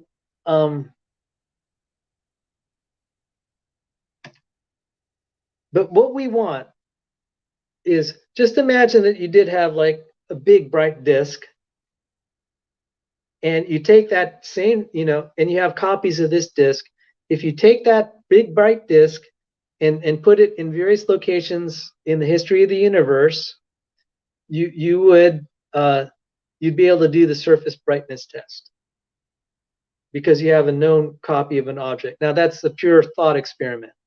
So what you're counting on is that the galaxies across time, if they're a certain shape and have certain properties, you're going to guess within reason that they're about the same size or comparably.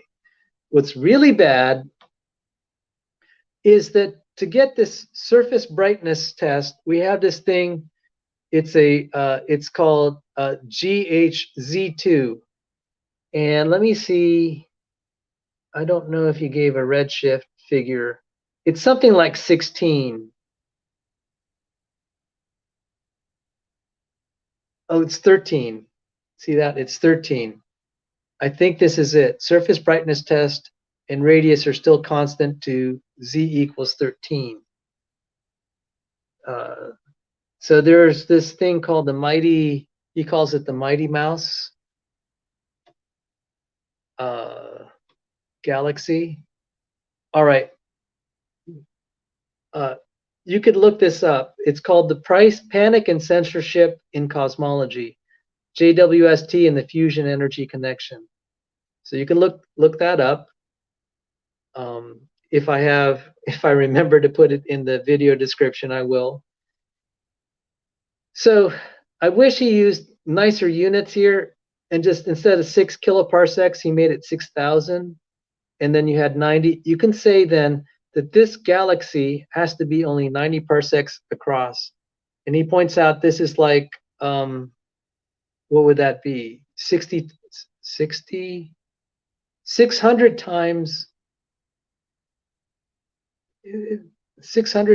roughly 600 times our galaxy, the Milky Way galaxy. Okay, no, wait, hang on.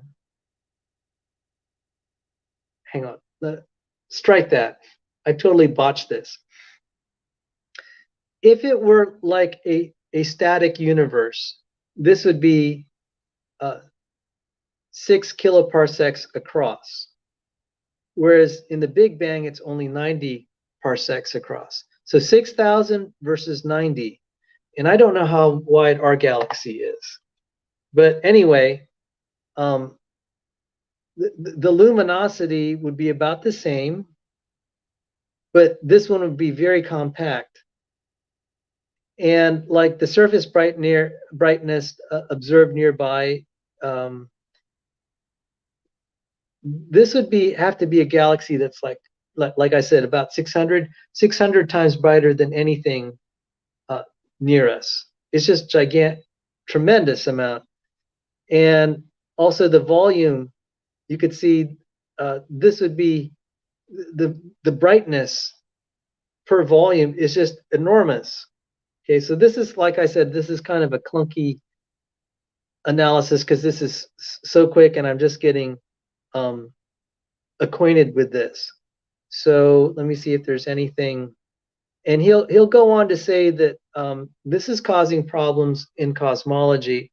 So the responsible thing to do is to examine this more and talk about it. I'm just throwing it out there for now and saying, okay, I know enough to say that this is a big problem, and we can examine this in more detail later. But I think this is another thing that's devastating, and I covered it on my channel like in February or March, that the Tolman surface brightness test is a big deal because Michael Disney said when he was helping to build the Hubble Space Telescope, people were telling him, "Oh, don't worry about seeing stars far away because it'll be so dark because of the of Tolman's calculations." And he said, "Well, think to our horror what happened when we started to see stars that they said we shouldn't see, because it decreases according to a fourth power law. Whereas according to the static model, you should see it should always be constant, independent of the distance," which is really kind of interesting that it could be that way. So this is yet another data point the Big Bang could be wrong. And I also pointed out the paper last year that electromagnetic waves passing through the solar corona, the free electron plasmas can redshift it. We've also had laser experiments in plasma that redshift it. We have polarization there's a dependence of polarization on redshift, and expanding space shouldn't induce polarization, but free electron plasmas might. So I'm just pointing this out. We have these data points. Also, Crawford showed that the correlation between time dilation and supernova light curves, there's none. That's cherry-picked data, and he showed systematically. Also, the quasars, Hawkins said that the quasars don't blink according to time dilation. So there's some ugly facts that are breaking this. So, you know, I've often said, you just wait on the Lord, you might get some data. And we have all these theories and all these speculations built on so little data points, and they've been deliberately ignoring it. It's kind of like geocentrism. You can kind of just epicycle away or ignore away kind of the inconvenient facts, and they might be as small as retrograde motion. But that little anomaly is enough to cause the collapse of an entire theory that had been held to for thousands of years. That was namely geocentrism. And even with just an observation of the North Stars and how they don't rotate, it would really suggest that it's the Earth rotating, not the universe rotating around us. So there are all these hints that the Big Bang is wrong, and people are just being very committed to it ideologically. And I mean, one doesn't have to be a creationist to reject the Big Bang. There are plenty. Some of the most pointed criticisms against the Big Bang are coming from secular quarters. So Luke Barnes may be saying, well, you have to resolve all this. I'm like, no, you don't. Because if the Big Bang has all these things that are breaking it, like the failure of the Tolman surface brightness test, the failure of unequivocally showing that free electron plasmas do not cause redshifts, et cetera, then you could just say, well, maybe we don't have a theory. Maybe that's better to say we don't have a workable theory than to pretend we have one, like geocentrism, and it has all these flaws. So, all I could say is stay tuned. And I saw this coming. Okay. Did I see this coming because I was a creationist? No. I saw it coming because I was in secular school and I could hear the whispers among graduate students and professors. And they're like, nah, I don't want to engage in this. I'm going to go do condensed matter physics, which is down to earth physics. I'm not going to do cosmology. But then they would say, yeah, some of the younger professors are saying, yeah, we don't believe in the Big Bang. We're not going to, that's not our field. We're not going to get involved in that fight. So, but I saw this coming.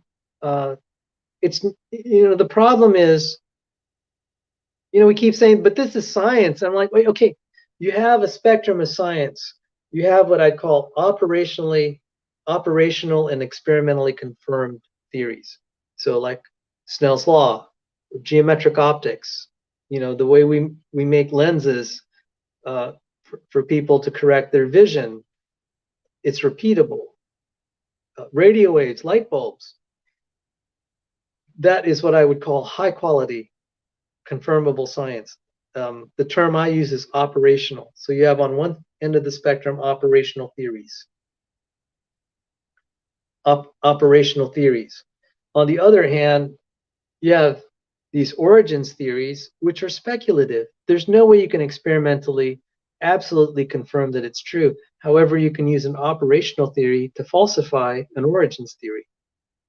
So if, like, for example, we determine mutation rates and the probability of forming a complex protein based on operational theories like chemistry and repeatable chemistry and our understanding of cellular biology, etc.,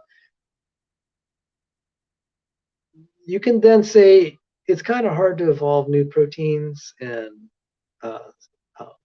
membrane-bound organelles naturally. You can use operational theories to falsify origins theories.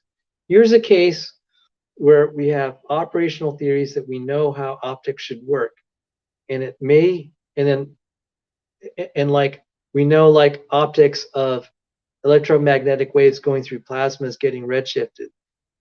These are operationally demonstratable, experimentally and observationally confirmable, that can be used to falsify an origins theory. So you have high quality science that can be used to falsify low quality science. So low quality science is usually origins theories. people say, well, creationism is low quality science. And I'd go even farther. I'd say, as a creationist, if we're dealing with miracles, I think that falls outside of science. I'm not claiming miracles are science. I'm claiming they're miracles. And they're like, well, you can't invoke those. And I'm like, well, why not?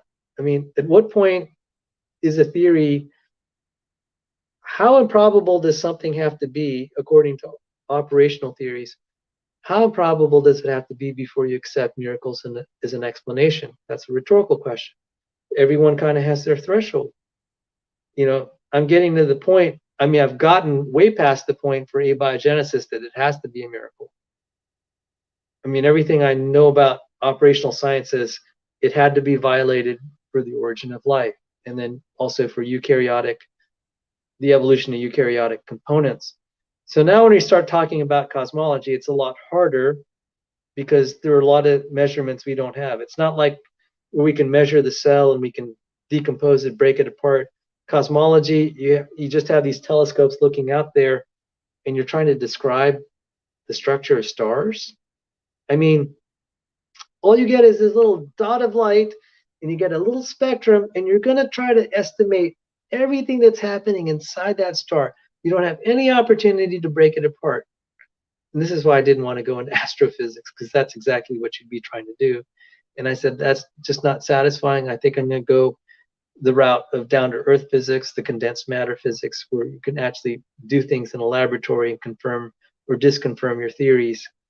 So astrophysics was tough. Even worse is so astrophysics can apply to the present day, but then trying to apply, extend it to cosmology, where you're talking about astrophysics in the past, too much speculation. And I said, one ugly fact's going to take down a theory. And we have at least two ugly facts that I've covered on this channel: the Tolman surface brightness test, the influence on electromagnetic waves by free electron plasmas causing the redshift. So then we have an explanation for the redshift that is different than the expanding universe. And then, lower on the scale would be the absence of time dilation in quasar blinks, and then Crawford's evaluation that all the data that claimed that we had time dilation confirmed in supernovas was actually the result of cherry picking, systematic cherry picking, inadvertent, but still systematic cherry picking. So, I'm feeling like the anti-Big Bang people are slowly getting vindicated with each passing day. So that's pretty much it. Let me just look through all the comments. It's more efficient if I go on my other computer.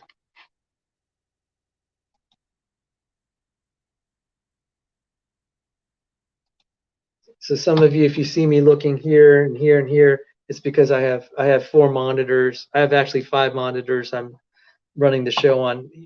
Doing streams requires, it's helpful to have lots of monitors.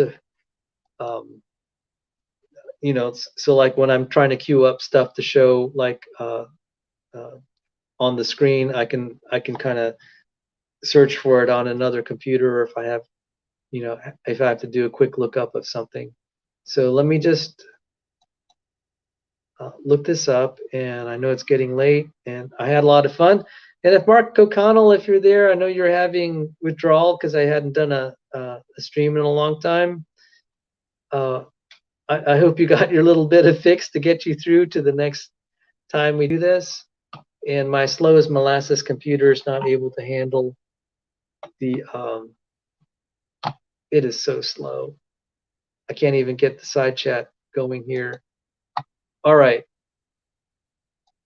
So let me just go as far up as I can. And Dustin, thank you again for the contribution to the channel.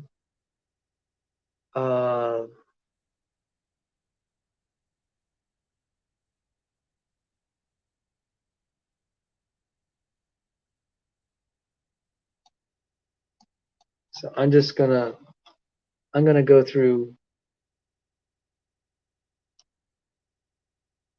some comments. I want to thank everyone who participated in the side chat, and it was a lively discussion. But let me just acknowledge some people here. Joel Duff and Deemed Jamie Hurricane.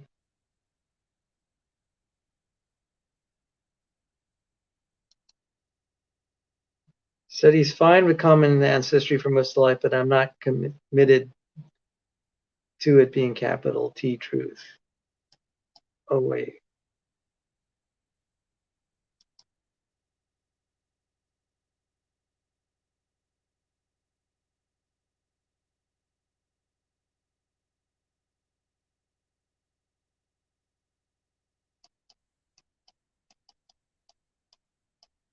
So I'm just going through here.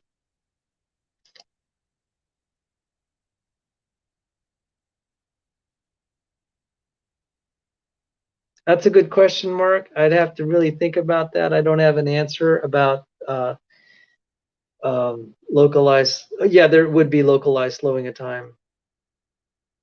I don't know about expanding. That's a good one.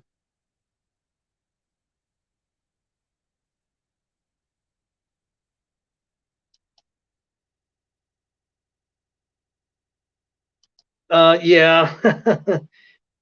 A tall order to be teaching them creation when the current battle is fighting the pronoun war. Okay. So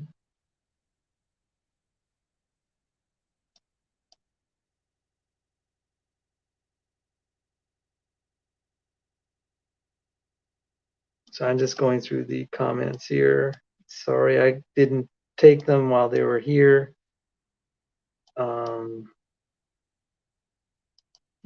Greenie's here.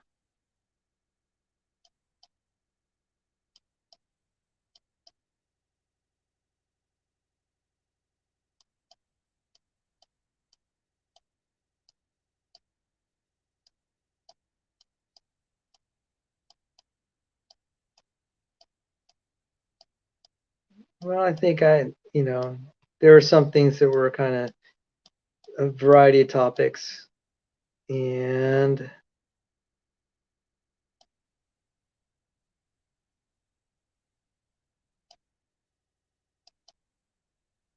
this is to look at a schematic depiction of a neural circuit and then compare that with actual 3D cross-section of a natural cortical slice.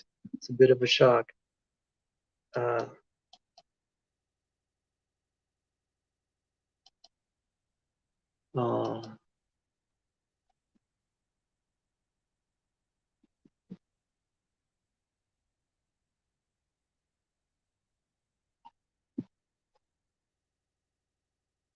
Okay, so they're having their biology discussion. Said good night, and I think I'm getting through the end of the comments. So I hope some of you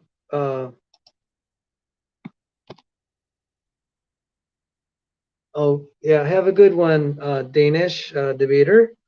And Rebecca's back in town. We might have our discussion. But below the brightest. And I will. I guess I'm going to start to shut down the stream. So let me get ready to do that. One moment.